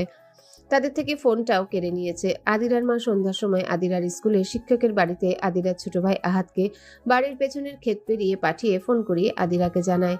খবরটা জানার পর আদিরা কি করবে ভেবে পাচ্ছে না। এখন রাতের বেলা, আজকে রাতে টিউশনিটা নেই তাই মেসেই আছে। এখন কি করবে সে ভাবতে পারছে না। দেলোয়ার যদি এসে তাকে জোর করে তুলে নিয়ে যায়। আদিরা চিন্তায় রীতিমতো নাজেহাল অবস্থা। ঘড়ির দিকে সময় দেখলো সন্ধ্যা 7:30টার বেশি বাজে। তার মানে মাসরাদের টিউশন চলছে, তা না 2 ঘন্টা 2টা টিউশন আছে। 10টার আগ পর্যন্ত পড়াবে। আদিরা মাসরাদকে এখন চিন্তায় ফেলতে চাইলো না। 10টার পর মাসরাদ এমনি ফোন করবে, তখন না হয় বলবে। সাগর, সামিরা সহ সাগরের বন্ধুরা শয়তানি হাসি হাসছে। সামিরা হাসতে হাসতে জিদ্দি স্বরে বলে, এবার মার্শাদ ও আদিরা আলাদা হবে। আদিরা তার নিজের জায়গা চিনতে পারবে। ওই মেয়ের জন্য আমাকে অনেকবার অপমানিত হতে হয়েছে। ওকে ওর যোগ্য শাস্তি না দিলে আমার শান্তি হতো না। সাগর উচ্চস্বরে হেসে বলে ওঠে, কত কষ্ট করে বাবুলকে দিয়ে এডমিশন অফিস থেকে আদিরার ডকুমেন্টস ছবি আনিয়েছি। উফ, কাজে দিল আমাদের পরিকল্পনা। তুমি সামির আমাদের এই পরিকল্পনা দিয়েছো, তোমার কিছু একটা পাওনা রইলো। কি নিবে বলো? নিলয় ওদের সাথে বসে সবটাই শুনছে। নিলয় কিছু না করলেও সে যে ওদের দলেরই একজন, তার কিছুই করার নেই। সাগর এসব করার আগে নিলয়কে এবার কোনো কারণবশত জানায়নি। নিলয়কে না জানিয়ে সবকিছু করে এখন জয় উৎসবে ডেকেছে। নিলয় ঠোঁটের কোণে কৃত্রিম হাসি ফুটিয়ে রেখেছে। সাগরদের আরেক বন্ধু পরশ বলে, দেলোয়ার মনে হয় রাতের বাসে উঠবে। দেলোয়ারের নাকি রাত 10টায় কাঠবাড়ি ট্র্যাকের জন্য অপেক্ষা করতে হবে। আর আদিরার তো খবর জানার কথা না। ওর বাবা মায়ের ফোন তো নিয়ে নিয়েছে, আর আদিরা বাবা মা বাড়ি থেকে বের হতে পারবে না। সামিরা বাঁকা হেসে বলে, জানতে জানতে ওর জীবন শেষ, আর বাঁচতে পারবে না। দেলোয়ার ওকে এবার নিজের বাড়িতে নিয়ে বন্দি করে রাখবে। আর মার্শাদ, ওর ব্যবস্থাও হচ্ছে। ওর সুইট কিউট দাদি, ওর দাদিকে আমার কাকিমণি মানে মার্শাদের ফুপি আম্মু আমার ও মার্শাদের বিয়ের প্রস্তাব দিয়েছে কাল রাতে। আজকে মার্শাদের সন্ধ্যার পর ওই বাড়িতে যাবার কথা। কাকিমণি মার্শাদকে অনেক রিকোয়েস্ট করে 1 ঘন্টার জন্য যেতে রাজি করিয়েছে। একটু পর কাকিমণিকে ফোন করব। সাগর বলে, ইস, বেচারা মার্শাদ, একদিকে নিজের বিয়ে আর একদিকে প্রেমিকার বিয়ে, উভয় সংকটে পড়েছে। যে এ আনন্দে বিয়ার চ্যালেঞ্জ হয়ে যাক। সাগর সহ সবাই বিয়ারের ক্যান নিয়ে সেলিব্রেট করছে। নিলয় বিয়ারের ক্যান নিল। নিলয় সাগরকে জিজ্ঞাসা করলো, এগুলো করে তুই বিপি হতে পারবি? আর এটা তো জানা যে মার্শাদ সামিরাকে কখনোই বিয়ে করবে না। এক আদিরাকে মার্শাদ তার দায়িত্ব থেকে বিচ্যুত করতে পারবে না। মার্শাদের সাথে আদিরার পরিচয় মাত্র 6 মাসের, কিছু বেশি। আমার মনে হয় না আদিরা। সামিরা নিলয়ের কথায় রেগে গিয়ে নিলয়কে থামিয়ে দিয়ে বলে, তোমার কথাতে মনে হচ্ছে তুমি মার্শাদদের পক্ষে। কি হবে না হবে সেটা পরে হবে। মার্শাদদের দাদি ও ফুপি মার্শাদের জন্য অনেক কিছু, তোমরা তা না জানলেও আমি জানি। সাগর সামিরাকে থামাতে নিলয়কে বলে, শোন, তুই তো এখন বাড়িতে বাড়িতে থাকোস, তাই তুই আসলে জানোসই না মার্শাদ আদিরার জন্য কতটা পজিটিভ।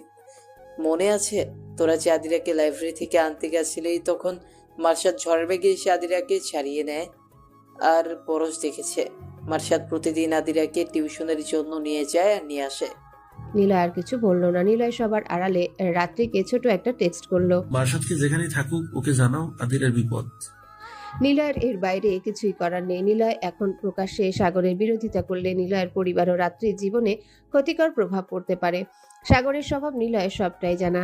মার্শাদ রাত 8:30টার পরে টিউশনটা আসরের নামাজের পরে পড়িয়ে ফেলেছে, আর এখন 8:15 বাজে। মার্শাদ স্টুডেন্ট পড়িয়ে এখন তার পিতৃলয়ে যাচ্ছে। মার্শাদের দাদি জানিয়েছেন মিসেস মনিকা নাকি আজ তার ভাইয়ের বাড়িতে গিয়েছে মাহিকে নিয়ে। মাহি যেতে চায়নি, কিন্তু নানুর আবদারে গিয়েছে। মার্শাদের নানু মাহিকে অনেক আদর করে, কিন্তু মিসেস মনিকা মার্শাদের নানুকে খুব একটা কর্ণপাত করেন না। উল্লেখ্য যে মাহি সামিরাকে পছন্দ করে না বলে মাহিকে ওর ফুপি ও দাদি বিষয়টা অবগত করায়নি। মার্শাদ ওর পিতৃলয়ে গিয়ে ওর দাদির কাছে গিয়ে দাদিকে জড়িয়ে ধরে বলে, কেমন আছো সুইট কুইন? তোমার শরীর ভালো? মার্শাদের দাদি অভিমানী কণ্ঠে বলেন, তোর আমার কথা কি মনে পড়ে? জানি পড়ে না, পড়লে তুই ঠিকই আসতি আমার সাথে দেখা করতে। মার্শাদ ওর দাদির গাল টেনে বলে, তোমাকে আমার অনেক মনে পড়ে গো, কিন্তু তোমার বৌমা আমাকে একটুও পছন্দ করে না। কিভাবে আসি বলো? তা ফুপি কই? আমাকে দেখবে বলে আসতে বললো যে সে নিজেই তো লাপাত্তা। মার্শাদের ফুপি ট্রেতে করে মার্শাদের জন্য পুডিং ও ক্ষীরের পিঠা নিয়ে এসে ওর সামনে রেখে বলেন, নে শুরু কর। আরও কিছু বানাতে চেয়েছিলাম কিন্তু পারলাম না, খেয়ে বল তো কেমন হয়েছে। মার্শাদ হেসে একটা ক্ষীরের পিঠা নিয়ে বলে, তোমার বিয়ের আগে নাকি তুমি সারাদিন এটা ওটা এক্সপেরিমেন্ট করে আপিলিকে আর মাকে খাওয়াতে। মাঝে মাঝে 2 বছরের আমাকেও ছাড় দিতে না। তবে তোমার রান্নাটা বেস্ট। মার্শাদের ফুপির মন আনন্দে পুলকিত হলো, কিন্তু পরক্ষণে আষাঢ়ের ঘন কালো মেঘ আচ্ছাদিত মনের ভিতর। সে জানে মার্শাদ সামিরাকে বিয়ে করতে রাজি হবে না, কিন্তু ছোট দেবর ও জায়ের অনুরোধে আর সামিরার ইমোশনাল কাণ্ডে বলতে এসেছে। মার্শাদ ক্ষীরের পিঠা ও পুডিং কিছুটা খেয়ে বলে, অনেক মজা হয়েছে ফুপি। মাহি তো মিস করে গেল, সে তো মিসেস মনিকা খানের সাথে গেছে। মার্শাদের দাদি বলে, হারে, তোদের নানুরা আবদার করলো, তুইও তো যেতে পারিস একটু, তোরও তো নানু বাড়ি ওটা। মার্শাদ দীর্ঘশ্বাস ফেলে বলে, বাদ দাও, যাব না হয় একদিন। তা আমাকে দেখা শেষ, আমি কি এবার হোস্টেলে যেতে পারি? দেখো, থেকে যেতে বলবে না কিন্তু একদম। মার্শাদের দাদি মার্শাদের ফুপির দিকে তাকায়। মার্শাদের ফুপি আমতা আমতা করে বলেন, কি কিছু বলার ছিল? মার্শাদ ও দাদির বিছানায় গা এলিয়ে দিয়ে চোখ বন্ধ করে বলল, বলো। মার্শাদের ফুপি জড়তার সাথে বলেন, আমি তোর আর সামিরার বিয়ের প্রস্তাব নিয়ে এসেছি। মার্শাদ কথাটা শোনা মাত্রই ফট করে চোখ খুলে এক ঝটকায় উঠে বসে। অতঃপর কালক্ষেপণ না করে শুধায়, কি বললে তুমি? আবার বলো, আমি ভুল শুনলাম না তো? মার্শাদের ফুপি তার মায়ের দিকে তাকিয়ে লম্বা শ্বাস ফেলে বলেন, সামিরার সাথে তোর বিয়ের প্রস্তাব নিয়ে এসেছি, তুই তো জানিস সামিরা। মার্শাদের ফুপিকে হাতের ইশারায় থামিয়ে রেগে কাটকাট কণ্ঠে বলে, আমার কিছু জানা নেই আর জানার আগ্রহও নেই। তোমার দেবরের মেয়েকে বলে দিবে সে বোকার স্বর্গে বসবাস করছে। তার নিজের যদি কোনো আত্মসম্মান থাকতো তবে তোমাকে দিয়ে এই প্রস্তাব পাঠাতে পারতো না। বেহায়াপনা আর নির্লজ্জতার একটা সীমা থাকে, ওর সেটা নাই। সে অনেক আগে থেকেই জানে আমি তাকে পছন্দ করি না, তারপরও সে এমন কাজ করে যে তোমার লেহাজ না করলে আমি ওকে কয়েকটা চড়থাপ্পড় মিনিটে মিনিটে দিতাম। আর ফুপি, তুমি ভবিষ্যতে তোমার দেবরের মেয়ের পক্ষে একটা শব্দ আমাকে বলবে না। মার্শাদ তার ফুপিকে কথাগুলো বলে 1 মিনিটও সেখানে দাঁড়ায় না, বাড়ি থেকে বের হয়ে চলে আসে। মার্শাদের দাদি কয়েকবার ডেকেও সাড়া পেল না। মার্শাদের ফুপি তার মাকে বলেন, মা, আমি জানতাম মার্শাদ রাজি হবে না। সামিরার উগ্রতা আমারও পছন্দ না। নিজের মেয়ে হলে ঠিক সোজা করে ফেলতাম, কিন্তু সামিরার বাবা মা যেন মেয়ের এসব দেখেই না। একমাত্র মেয়ে তাদের, আমার 2 ছেলেকে আমি যতটুকু পারি ঠিক রেখেছি। মার্শাদের দাদি ও ফুপি দীর্ঘশ্বাস ফেলল। এদিকে রাত্রি নিলয়ের মেসেজ দেখে মৌমি ও সুমির সাথে কথা বলে। তারপর সুমি মার্শাদকে ফোন করে। মার্শাদ তখন হাইওয়ে ধারে পথচারী হাঁটার স্থানে বসার জন্য বেঞ্চ আছে, সেখানে একাকী বসে আছে। তার প্রচন্ড রাগ হচ্ছে বলে নীরবতাতে রাগ কমানোতে প্রচেষ্টারত। দূরপাল্লার কিছু বাস ট্রাক চলাচল দেখা যায়। সোডিয়াম লাইটের রশ্মিতে অন্ধকার অনেকটা কেটে গেছে। মার্শাদ সুমির ফোন রিসিভ করে আদিরার বিপদের কথা শুনে অস্থির হয়ে আদিরাকে ফোন করে। ফোনের অপর পাশ থেকে আদিরার কাছ থেকে সকল কিছু শুনে মার্শাদ স্থির চিত্তে বলল, 15 মিনিটের মধ্যে মেসের বাইরে আসবে। এখন রাত 9:15 কাছাকাছি বাজে। 9:30 মধ্যে নিচে নামবে। মার্শাদকে প্রতি উত্তরে আদিরা কিছু বলবে তার আগে মার্শাদ কল ডিসকানেক্ট করে দিয়েছে। আদিরা হতাশ হয়ে নিজে নিজেই বলে, এই লোকটা কখন কি বলে কি করে কিচ্ছু বোঝা যায় না। এই রাতের বেলা দেখা করে সে কি করবে? এখন তার ইচ্ছে হয়েছে দেখা করবে, নয়তো আবার সে রেগে যাবে। আচ্ছা, সেই বিষয়ে জানলো কিভাবে? মা কি আহাতকে দিয়ে তাকেও ফোন করিয়েছে? ধ্যাৎ, সে না বললে আমি জানবো কি করে? এখন দেলোয়ারের সঙ্গে কি সে দাঙ্গা করবে? দেলোয়ার যদি তার খারাপ কিছু করে বসে? সব আদিরা এতক্ষণ টেনশনে থাকলেও পড়ার কারণে চিন্তা কিছুটা কম ছিল, কিন্তু এখন এই 15 মিনিট আমার কাছে অনেক দীর্ঘ একটা ধৈর্য পরীক্ষা মনে হচ্ছে। 15 মিনিট পর আদিরা মেসে সামনের রাস্তা থেকে একটু দূরে একা দাঁড়িয়ে আছে। প্রথমে একটা রিক্সা এসে থামলো, যেটাতে আহনাফ, রবিন, রাহিন ও মৃদুল। আদিরা ওদের আসার কারণ বুঝতে না পেরে কনফিউজড হয়ে তাকিয়ে আছে। আহনাফ এসে আদিরাকে জিজ্ঞাসা করে। মার্শাদ কই? আদিরা অবাক হয়ে হড়বড়িয়ে জবাব দেয়, আমি কিভাবে জানবো আপনার বন্ধু কই? আপনাদেরই না জানার কথা। সে আমাকে এখানে আসতে বলেছে, আমি এসেছি। আপনাদেরও কি আসতে বলেছে? কি মুশকিল, নিজে সবাইকে আসতে বলে নিজেই লাপাত্তা। আচ্ছা, সেই সবাইকে কেন আসতে বলেছে? আপনারা কি সবাই মিলে ফাইটিং ট্রেনিং করবেন? দেলোয়ারের সাথে তো মনে হয় তার লোকজনও আসবে। আপনারা মাত্র 5 জন, কিভাবে কি করবেন? আমার মনে হয় কি, আহনাফ, মৃদুল, রাহিন ও রবিন হাঁ করে আদিরার দিকে তাকিয়ে আছে। আর আদিরা অনবরত দাঁত দিয়ে নখ কাটছার কথাগুলো বলে চলেছে। আহনাফ আদিরাকে থামিয়ে বলে, রিল্যাক্স। কি হয়েছে তোমার? এত তাড়াহুড়া করে নিজের মতো কত কিছু বলে যাচ্ছ। আমরা শুধু এটুকু জানি দেলোয়ার তোমার খোঁজ পেয়ে গেছে আর সে আসছে। মার্শাদ এই জন্যই আমাদের আসতে বলেছে। আর তুমি কিনা অনেক কিছু ভেবে বসে আছো। আদিরা অস্থির চিত্তে বলে, জানি না আমি কি সব ভাবছি। আপনার বন্ধু ফোন করে বলল আমার কি হয়েছে, কিসের বিপদ এইসব? উনি জানলো কি করে? আমি ভেবেছিলাম উনি হোস্টেলে ফেরার পর ফোন করলে আমি তাকে সবটা জানাবো, কিন্তু সে তো নিজেই অনেকটা জেনে বসে আছে। মার্শাদ এসে হাজির হয়। এরপর মার্শাদি বলেছে কেউ একজন, উৎস শুরুর স্থান থেকেই। এখন চলো, বিয়ে করব। বলে। আচমকা বিয়ের কথা শুনে উপস্থিত সকলেই হতভম্ব হয়ে যায়।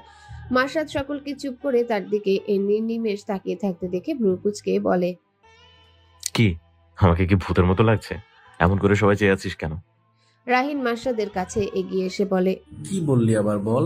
মার্শাদ রাহিনের কানের কাছে একটা চাটা মেরে বলল, আমি এখন আদিরাকে বিয়ে করব, শুনেছিস? নাকি আরেকটা দিলে শুনবি? আদিরা আচমকা বলে ওঠে। বিয়ে? বিয়ে কেন? মার্শাদ তীক্ষ্ণ নজরে তাকিয়ে বলে। আমার ইচ্ছে হয়েছে, তাই। কোনো সমস্যা? আদিরা থতমত খেয়ে যায়। অতঃপর বলে, সমস্যা? হ্যাঁ, সমস্যা তো। আমি এখন বিয়ে করতে পারবো না। বাবা মাকে না জানিয়ে আমি বিয়ে করব না। মার্শাদ দাঁতে দাঁত চিপে বলে, তো দেলোয়ারকে বিয়ে করার ইচ্ছে হয়েছে? তাহলে আগের বারই বিয়ে করতে। তখন কান্নাকাটি করে চলে এসেছো কেন? আদিরা বলে, আমি কখন বললাম আমি দেলোয়ারকে বিয়ে করব? দেখেন, বিয়ের জন্য একটা মানসিক প্রস্তুতির দরকার আছে তো। আর আমার বাবা মা যদি রাজি না থাকে? মার্শাদ ভাবলেশীন ভাবে বলে। তোমার বাবা মায়ের অনুমতি নেওয়া আমার, তাই চুপচাপ আমার সাথে চলো। আদিরা অবাক হয়ে বলে, কখন? আর তারা আমাকে তো বলেনি। মার্শাদ ইতিমধ্যেই আদিরার হাত ধরে রিকশার কাছে নিয়ে গেল। আহনাবদের সাথে আসতে বলে রিকশা কাজী অফিসের দিকে যাচ্ছে। আদিরা রিকশায় উঠে কিছু বলতে নিবে তার আগেই মার্শাদ বলে, একদম চুপ করে থাকবে। তোমার বাবা মায়ের কাছ থেকে তোমাকে নিয়ে আসার সময় অনুমতি নিয়ে এসেছি। এখন একটা কথা বলবে না, সব পরে তোমাকে বোঝানো যাবে। কাজী অফিসে গিয়ে কিছুক্ষণের মধ্যেই মার্শাদ ও আদিরা পবিত্র বন্ধনে আবদ্ধ হয়। আদিরার এখনো ঘোর কাটছে না। কবুল বলার সময়ও যখন চুপ করেছিল তখন মার্শাদের ধাক্কানোতে হড়বড়িয়ে বলে ফেলেছিল। মার্শাদ আহনাবদের সাথে কথা বলেছে, আগামীকাল যখন দেলোয়ার আসবে তখন কি করবে। আর খবরটা যেহেতু রাত্রি জানিয়েছে, তার মানে সাগরদের দলের হাত আছে। মার্শাদ আদিরার কাছে এসে বলে, তুমি আজ রাতে আহনাফের বাড়িতে থাকবে। আহনাফের বাড়িতে আহনাফের বাবা, মা, ভাই, ভাবি, ভাতিজি এবং ছোট একটা বোন আছে। ওদের বাড়িতে যেতে ঘন্টাখানেক লাগবে, কিন্তু ওখানে তুমি সেফ থাকবে। যে বা যারা তোমার খোঁজ দেলোয়ারকে দিয়েছে তারা তোমার মেসেজ ঠিকানাও নিশ্চয়ই জানে। তাই আগামী 2 দিন আহনাফদের বাড়িতেই থাকবে। আহনাফ ওর মায়ের সাথে কথা বলছে এ ব্যাপারে। কাল সকালে মাহিকে বলবো তোমার দরকারি জিনিসপত্র যেন আহনাফদের বাড়িতে পৌঁছে দেয় মেস থেকে। আদিরা দ্বিমত করে না। দ্বিমত করবেই বা কি করে? ওর এখনো বিশ্বাস হচ্ছে না মার্শাদ নামক জেদি লোকটা এখন তার স্বামী। এতক্ষণ মনের মধ্যে একটা ভয় কাজ করছিল দেলোয়ারকে নিয়ে, দেলোয়ার যদি তুলে নিয়ে যায়। এখন কিছুটা হলেও সেই ভয় দূর হয়েছে। মনের ভিতর অদ্ভুত আড়ষ্টতা কাজ করছে। মার্শাদকে দেখলেই তার লাজুক মনে আবারও নতুন করে উথাল পাথাল ঝড়ের আবির্ভাব হচ্ছে। এমনিতেও প্রতিদিন মার্শাদের সাথে কথা বলতে তার কিছুটা লজ্জা লাগতো। আদিরা অন্যমনা দেখে মার্শাদ রম্যাত্মক কণ্ঠে বলে, হিসেব মতে আজ আমাদের বাসর রাত। তুমি কি সেই ভাবনায় মশগুল? তাহলে বলতে পারো আজ তাহলে বউয়ের সাথে ফার্স্ট নাইট কাটিয়ে নেই। আদিরা চোখ বড় বড় করে তাকিয়ে তাড়াহুড়ো করে হড়বড়িয়ে বলে, না না, আমি এইসবে একদমই ভাবছিলাম না।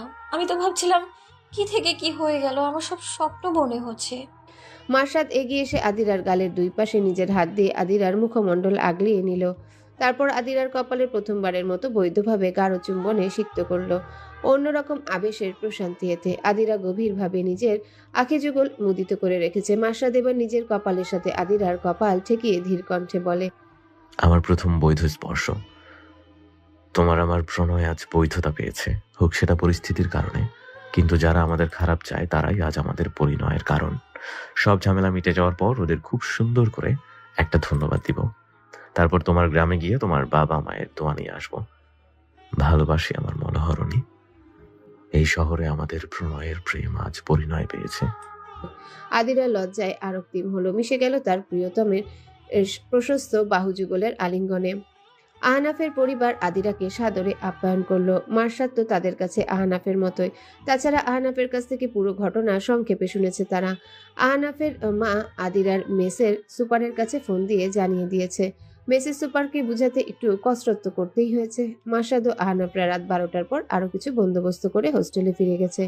আহনাফের পরিবারের সকলের সাথে কুশল বিনিময়ে রাতের খাবারের পর্ব শেষ হওয়ার পর আদিরা আহনাফের ছোট বোনের সাথে ঘুমোতে চলে যায়। আহনাফের ছোট বোন অনেকটাই ছোট, সবে 10ম শ্রেণীতে পড়াশোনা করে। আহনাফের ছোট বোনকে দেখে আদিরার মনে হয়েছিল মেয়েটা অনেক পড়াকু, হয়তো চোখে মোটা গ্লাসের চশমা, সাথে খুব কম কথা বলা। এখন আদিরা অর্নি মানে আহনাফের বোনের রুমে বসে আছে। রুমের ভেতর বড় একটা বুকশেলফ, আর তাতে পাঠ্য বই, বাংলা সাহিত্য, ইংরেজি সাহিত্য ও জ্ঞানমূলক বইয়ে পরিপূর্ণ। আদিরা পুরো ঘরে চোখ বুলাচ্ছে। অর্নি বিষয়টা খেয়াল করলো, অতঃপর আদিরাকে বলল, আপনি মার্শাদ ভাইয়ার ওয়াইফ, তাই না? আদিরা অর্নির প্রশ্ন শুনে অর্নির দিকে তাকায়। মেয়েটার কথা বলার সময়ও কেমন যেন গাম্ভীর্যতা নিয়ে কথা বলে। আদিরা অর্নিকে মৌন সম্মতি দিলে অর্নি খানিকটা হাসে, তারপর বলে, আমি যখন ক্লাস 7-এ পড়ি তখন আমি মার্শাদ ভাইয়াকে প্রপোজ করেছিলাম। আদিরার অক্ষিগোলক ক্ষণিকেই কিয়ৎ পরিমাণ বড় হয়ে যায়। অর্নি থেকে এরকম কিছু শুনবে এটা সে খুনাক করেও আশা করেনি। আদিরাকে চমকে যেতে দেখে অর্নি আবারও হেসে বলে, বিনিময়ে মার্শাদ ভাইয়া বলেছিলেন। এখন সময় নিজের জ্ঞানের পরিধি বৃদ্ধি করা, নাকি আবেগে অতল সাগরে ভেসে যাওয়া। একসময় নিজে বুঝতে পারবে কোনটা ঠিক কোনটা ভুল। তোমাকে আমি মাহির মতোই ভাবি। আশা করি তুমি আমার কথার তাৎপর্য বুঝতে সক্ষম। ওনার সেই দিনের বলা প্রতিটা শব্দ আমার মস্তিষ্কে গেঁথে আছে। ওনার বলার মধ্যেই আমার মন সংকেত দিচ্ছিল উনি কখনোই আমার প্রিয়তমার আসনে বসবেন না। তাকে এতটুকু চিন্তা যে সে সম্পর্কের মূল্যবোধ জানে। আজ আমায় বোন বলবে আর কাল বউ, এমন স্বভাব ওনার না। আমার ছোট ভাইয়াও তেমনই। তাই তার আশা আমি তখনই ত্যাগ করেছি। আমার মনে হয় যা আমার না, তার পেছনে সময় নষ্ট করা অর্থহীন। জানি নিয়তি অনেক কিছুই বদলায়, কিন্তু আমার মনে হয়নি নিয়তি সেটা বদলাতো। এই দেখো, আজ আমার নিয়তি পরীক্ষাও হয়ে গেল। Congratulations for your next journey. আদিরা মন্ত্রমুগ্ধ হয়ে অর্নির কথাগুলো শুনল। অর্নির জায়গায় অন্য কেউ হলে এত সহজে বিষয়টা মেনে নিত না, অনেক জল ঘোলা করত। অর্নির বয়স কম হলেও ম্যাচুরিটি মাশাল্লাহ। আদিরা অর্নির হাত ধরে বলল, দোয়া করি তুমি জীবনে এমন এক সঙ্গী পাও যে কিনা তোমাকে ছাড়া অন্য কাউকে প্রিয় তোমার নজরে না দেখে। অর্ণি চমৎকার হাসলো। এরপর অর্ণি আদিরাকে ঘুমোতে বলে নিজে টেবিল লাইট জ্বালিয়ে পড়তে বসলো। সামনে তার টেস্ট পরীক্ষা। সকালে ভার্সিটির ক্যাম্পাসে দেলোয়ার সহ তার কয়েকজন সঙ্গী এলো। প্রথমেই সাগরদের সাথে দেখা করলো। দেলোয়ার সাগরকে সরাসরি প্রশ্ন করে, আদিরা কই? ওরে এখানে আনো। আজকার আমার হাত থেকে পালাইতে পারবো না। ওরে লইয়েই যাবো আজকা। সাগর শয়তানি হাসি দিয়ে বলে, ধৈর্য ধরেন, মাত্র আসলেন, একটু বসেন, তারপর পরশে আপনাদের আদিরার মেসের কাছে নিয়ে যাবে। খানাপিনা শেষে পরশ দেলোয়ারদের আদিরার মেসে নিয়ে গেছে। নিলয় পুরো ঘটনা নীরবে দেখে গেছে। আশা রাখছে মার্শাদ ঠিক কিছু না কিছু করেছে। অপরদিকে রবিন আড়াল থেকে দেলোয়ারদের দেখে মার্শাদকে গিয়ে জানায়। মার্শাদ বাঁকা হেসে বলল, আজ মিষ্টি বিতরণ হবে। সাগররা তো ক্যান্টিনে আছে, চল। সেলিমকে বলেছিলি 5 কেজি মিষ্টি আনতে। রাহিন খুশিতে ডগমগ হয়ে বলে, হ্যাঁ, সেলিম পথেই আছে। এই শোন, 1 কেজি আমাদের জন্য চমচম আনতে বলছি, আর 4 কেজি মিষ্টি সবাইকে বিলি করবে। মৃদুল রাহিনের মাথায় ঠুয়া মেরে বলে, পেটুক রে পেটুক, আগে ঝামেলা মিটুক, তারপর তুই মিষ্টি খাস। এখন সাগরদের বেশি করে মিষ্টি খাওয়াবো যাতে ডায়াবেটিস হয়। রাহিন মাথা ঘুষতে ঘুষতে মনক্ষুণ্ণ হয়ে ওদের সাথে চলতে থাকে। ক্যান্টিনে গিয়ে আহনাফ সকলের উদ্দেশ্যে জোরালো শব্দে বলে, নাও সবাই মিষ্টি মুখ করো, তোমাদের ভিপি কাল বিয়ে করেছে। আহনাফের মুখ মিশ্রিত বাক্য শুনে ক্যান্টিনে উপস্থিত সকলে হতবাক হয়ে গেল। সাগর তখন সবে চায়ের কাপে চুমুক দিয়েছিল। আহনাফের বক্তব্যেও মার্শাদের হাসি মাখা মুখশ্রী দর্শনে গরম চা নাকে মুখে উঠে গেছে। নিলয় মুখ বিকৃত করে হাসি কন্ট্রোল করে সাগরকে পানি দেয়। এদিকে সেলিম সবাইকে মিষ্টি দিচ্ছে। এখন মৃদুল উচ্ছ্বাসিত কণ্ঠে বলে ওঠে, বীর কনেকে জানতে চাইবে না, না চাইলেও বলে দিচ্ছি, ফার্স্ট ইয়ারের জিওলজি ডিপার্টমেন্টের ছাত্রী আদিরা। সাগর এবার পানির গ্লাসটাই ফ্লোরে ফেলে দিয়েছে। কাচের গ্লাসটার কিছু অংশ ভেঙে গিয়ে সেটা এখন ব্যবহারের অনুপযোগী। মার্শাদ সাগরের হতভম্ব মুখাভাব দেখে বড়ই তৃপ্তি পেল। ওরা 5 জন গিয়ে সাগরদের পাশের টেবিলে বসলো। মার্শাদ হেসে বলল, আমাকে অভিনন্দন জানাবি না? কাল রাতে মনে হলো বিয়েটা করেই ফেলি, আর কত হারাম সম্পর্কে থাকবো। সাগর রাগে শোকে স্তব্ধ হয়ে গেছে। মার্শাদ আবারও বলল, কাল দাদি ও ফুপির সাথে কথা বলার পর আমার মনে হলো আমার জীবনে খুব আপন কাউকে আনা উচিত, আর তারাও চাচ্ছিলেন আমি বিয়ে করি, তাই করে ফেললাম। এই সেলিম, সাগরকে 1 পিস মিষ্টি দিস। মার্শাদরা ক্যান্টিন থেকে মিনারের কাছে যাওয়ার জন্য অগ্রসর হয়। মার্শাদের বিয়ের খবর তুফানের গতিতে ক্যান্টিন থেকে পুরো ভার্সিটিতে ছড়িয়ে পড়ে। সামিরার কানে কথাটা যাওয়া মাত্র সামিরা হতবাক হয়ে যায়। তার এখন নিজের কানকেই বিশ্বাস হচ্ছে না। গতকাল রাতে তার কাকিমণির কাছ থেকে মার্শাদের রিজেক্ট করা শুনে নিজের রুমে ভাঙচুর করেছে, আর আজ সকালে এসে মার্শাদের বিয়ের খবর শুনে তার নিজেকে ভিন গ্রহের প্রাণী মনে হচ্ছে। সামিরার কাছে হুট করে মনে হলো খবরটা গুজবও হতে পারে। সাগরকে ফোন করলো। সাগর তাকে বলে, একটু আগে আদিরার মেসে গিয়ে দেলোয়াররা ফিরে এসেছে। মেসে গিয়ে আদিরার আত্মীয় পরিচয় দেওয়ার পর দেলোয়ার জানতে পারে কাল রাতে আদিরা তার এক ফ্রেন্ডের বাড়িতে গিয়েছে, আর মার্শাদ বলছে সে নাকি আদিরাকে বিয়ে করেছে। সবটা কেমন উল্টে গেল। দেলোয়ার এখন রাগে খুবই ভার্সিটির গেটে আসছে। দেলোয়ার এখনো জানে না আদিরার যে বিয়ে হয়েছে। সামিরা হতবাক হয়ে স্বস্থানে বসে পড়েছে। দেলোয়ারের সাথে সাগরদের ভার্সিটির গেটে দেখা হলে দেলোয়ার চিৎকার করে কয়েকটা অশ্রাব্য উক্তি মিশ্রিত করে বলল, কই আদিরা? ওর মেসের হেড কয় ওই নাকি কাল রাইতে কই গেছে। তুই কইছিলে আদিরার আমি ওইখানে পামু। এখন কই আদিরা? তোরা আমার সাথে বাটপারি করছস। নীলয় জিভ দিয়ে ঠোঁট ভিজিয়ে বলল, কাল রাতে আদিরা বিয়ে করেছে। একসাথে 2 প্ল্যান করা হয়েছিল, যার একটার কারণে আরেকটা ভেস্তে গেছে। দেলোয়ার নীলয়ের শার্টের কলার ধরে চোখ মুখ শক্ত করে বলে, কি কইলি তুই? আবার ক। পরশ জলদি এসে নীলয়কে দেলোয়ারের হাত থেকে ছাড়িয়ে নেয়। নীলয় আবারও বলে, বিশ্বাস না হলে ভার্সিটিতে যাকে জিজ্ঞেস করবে সেই বলবে আদিরার হাজবেন্ড এই ভার্সিটির ভিপি। আপনি আর একটু আগে আসলে আদিরাকে পেতেন না। দেলোয়ার রাগে দেয়ালে লাথি মারে। সাগররা দেলোয়ারকে মার্শাদের কাছে নিয়ে যায়। দেলোয়ার সেখানে গিয়ে চিৎকার করে অশ্রাব্য গালি দেয়। তারপর বলে, কার লগে আদিরার বিয়া হইছে? সামনে আয়, দেখি তোর কত বড় বুকের পাটা। মার্শাদ শীষ বাজিয়ে পকেটে 2 হাত পুরে দেলোয়ারের সামনে এসে দাঁড়ায়। তারপর বলে, আমি আদিরার হাজব্যান্ড। দেলোয়ার হুঙ্কার ছেড়ে জিজ্ঞাসা করে, তোর সাহস হয় কেমনে আদিরারে বিয়ে করার? কোন সাহসে তুই ওরে বিয়া করছস? মার্শাদ দেলোয়ারের শার্টের কলার ছেড়ে দিয়ে হাসি মুখে বলে, যে অধিকারই করি সেটা একান্ত আমার এবং আদিরার ব্যক্তিগত। তাছাড়া শ্বশুর শাশুড়ির থেকে আগে থেকে অনুমতি একবার নিয়েছিলাম। এখন সে আমার বউ আর ওরা আমার পরিবার। তাই তুই আমার পরিবারের দিকে চোখ তুলেও তাকাবি তো তোর ব্যবসা, তোর বাপের ব্যবসা সব লাটে উঠবে। কাল রাতেই সাতক্ষীরাতে আমি আমার পরিচিত পুলিশ ফোর্স পাঠিয়ে দিয়েছি। আর বর্ডারেও তোর চোরা কারবার ধরার জন্য পুলিশ বসে আছে। খবর নিয়ে দেখ, তোর ট্রাক বর্ডারে ধরা পড়েছে। আর সাতক্ষীরা থেকে আমার শ্বশুর শাশুড়িকে পুলিশ ফোর্স সসম্মানে ঢাকাতে নিয়ে আসবে। আর দোকান বাজার সব তোর বাপের কাছেই পরে বিক্রি করবে। সেটা করাবে পুলিশ ফোর্স নিজ দায়িত্বে। আর অতি শীঘ্রই তোর বাপ তার গদি হারাবে, কারণ তোদের কিনে রাখা পুলিশ অফিসারকে বান্দরবন ট্রান্সফার করা হবে। তখন কি করবি? দেলোয়ার সহ সবাই হতভম্ব হয়ে মার্শাদের দিকে তাকিয়ে আছে। দেলোয়ার তড়িঘড়ি করে ট্রাকের চালককে ফোন করলে ফোন বন্ধ পায়। তারপর ট্রাকের হেল্পারকে ফোন করে, সেটাও বন্ধ। অস্থির হয়ে দেলোয়ার কি করবে দিশা পাচ্ছে না। মার্শাদ সহ আহনাফরা ঠোঁটের কোণে বাঁকা হাসি এঁকে দেলোয়ারের চিন্তায় অস্থির মুখশ্রী পর্যবেক্ষণ করছে। এদিকে সাগর খানিকটা পিছিয়ে গিয়ে কাউকে ফোন লাগায়। প্রতি বৃহস্পতিবার দুপুর 12টার আগে চোরাই কারবার বর্ডার ক্রস করে ভারতে প্রবেশ করে। বুধবার রাতে বর্ডার ক্রস করে। কখন বর্ডার ক্রস করে তা জানা নেই। অপর পাশ থেকে রুহুল আমিন ফোন রিসিভ করলে সাগর তাড়াহুড়ো করে জিজ্ঞাসা করে, এমপি সাহেব, বর্ডারে কি কাল আপনার কোনো ট্রাক গিয়েছে? রুহুল আমিন সবেই নাস্তা শেষ করে তার বাগানে চা নিয়ে পত্রিকা হাতে বসেছিলেন।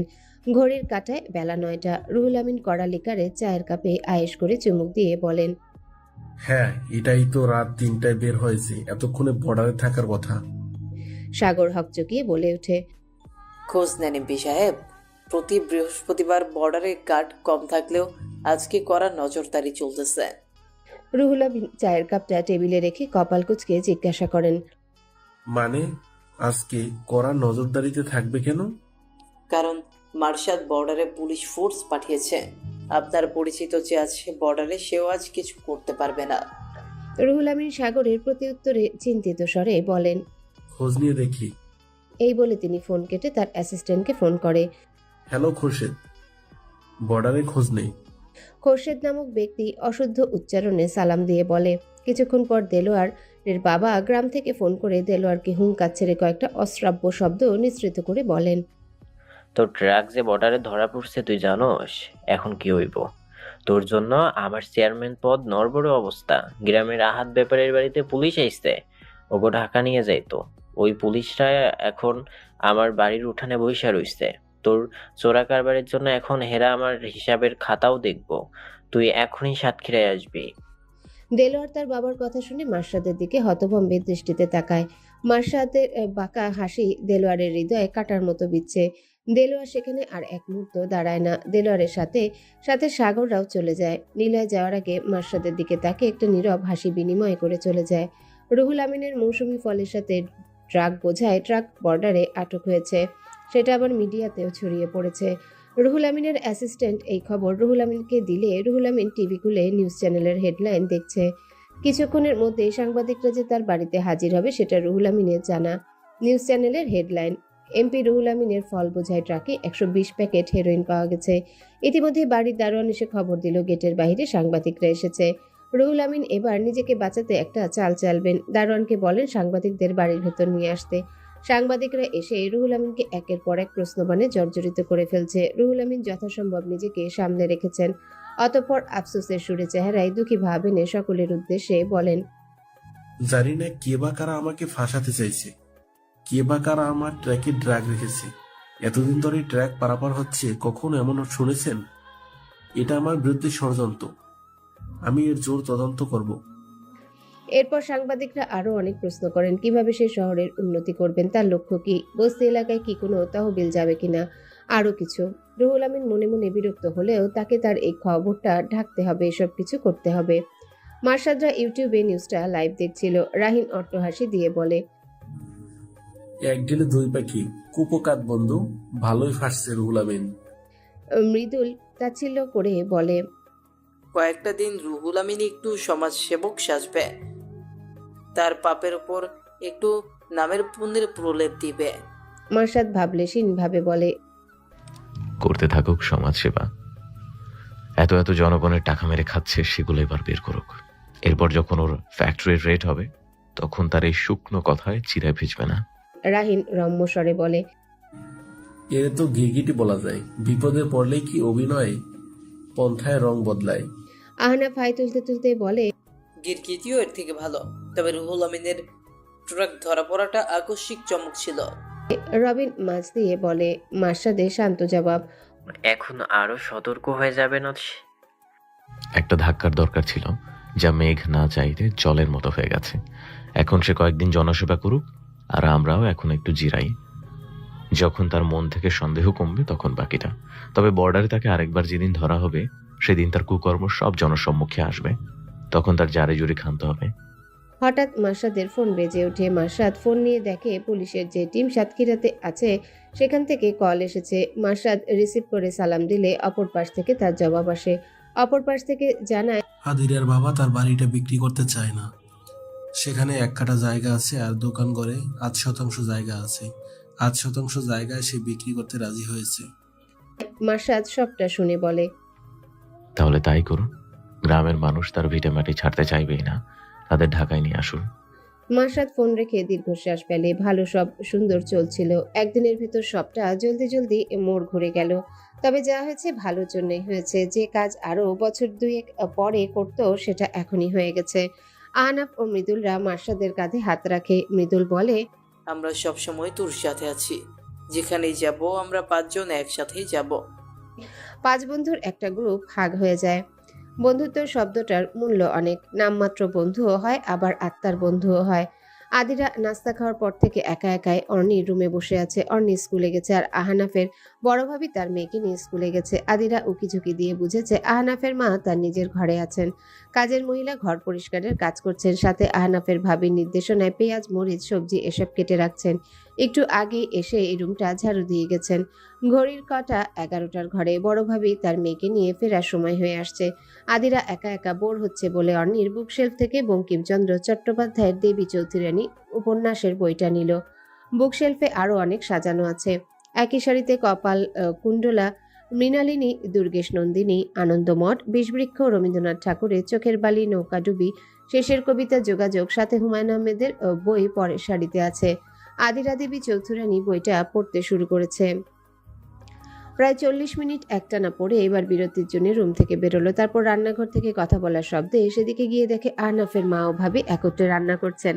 আদিরা রান্নাঘরের দরজায় দাঁড়িয়ে দেখছে বউ শাশুড়ির সুন্দর জুটি।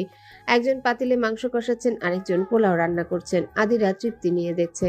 আহনাফের ভাবি কাঁচামরিচের বাটিটা নিতে পেছনে ঘুরে আদিরাকে দেখে সহাস্যে বলেন, আরে আদিরা, ভেতরে আসো। আদিরা ভেতরে গিয়ে দেখতে থাকে। আহনাফের ভাবি আদিরাকে মনোযোগ দিয়ে দেখতে দেখে হেসে বলেন, মায়ের হাতের বিফ রান্নাটা আমারও অনেক প্রিয়। আমি নিজে রান্না করলেও এত মজা হয় না। তাই আহনাফ যেদিন বাড়িতে আসে সেদিন বিফ রান্না হলে মা করেন। আর রুস্টার জন্য মুরগির পিসগুলো ভেজে রেখেছি, সেটাও মা আজ রান্না করতে যাচ্ছেন। আজ মার্সাতরা সবাই দুপুরে এখানে খাবে। মার্সাতেলে মা নিজে রান্না করেন। জানোই তো, ছেলেটাই সেই ছোটবেলাতে মা হারিয়েছে, তারপর সৎমা আদর করেনি। মা মার্সাদকে আহনাবের মতোই মনে করেন। ওদের 5 জনকেই মা অনেক স্নেহ করেন। আচ্ছা, সেসব বাদ দাও, আমি শুধু পোলাও আর চাইনিজ সবজি রান্না করব। তোমার পছন্দ তো? আদিরা মুগ্ধ হলো, ঘাড় নাড়িয়ে সায় দিল। মার্শাদের কথাটা শুনে আদিরার মনের ভিতর এক তীব্র হাহাকার জেগে উঠল। মায়ের পর বড় বোনের মৃত্যুতে সে এখন তার বাবার সাথেও কথা বলে না। আদিরা চায় বাবা ছেলের মধ্যে সব ঠিক হয়ে যাক। আহনাফের মা কড়াইয়ের ঢাকনা দিয়ে আদিরার দিকে ফিরে বললেন, তোমার সাথে ঠিক করে গল্পই করা হলো না।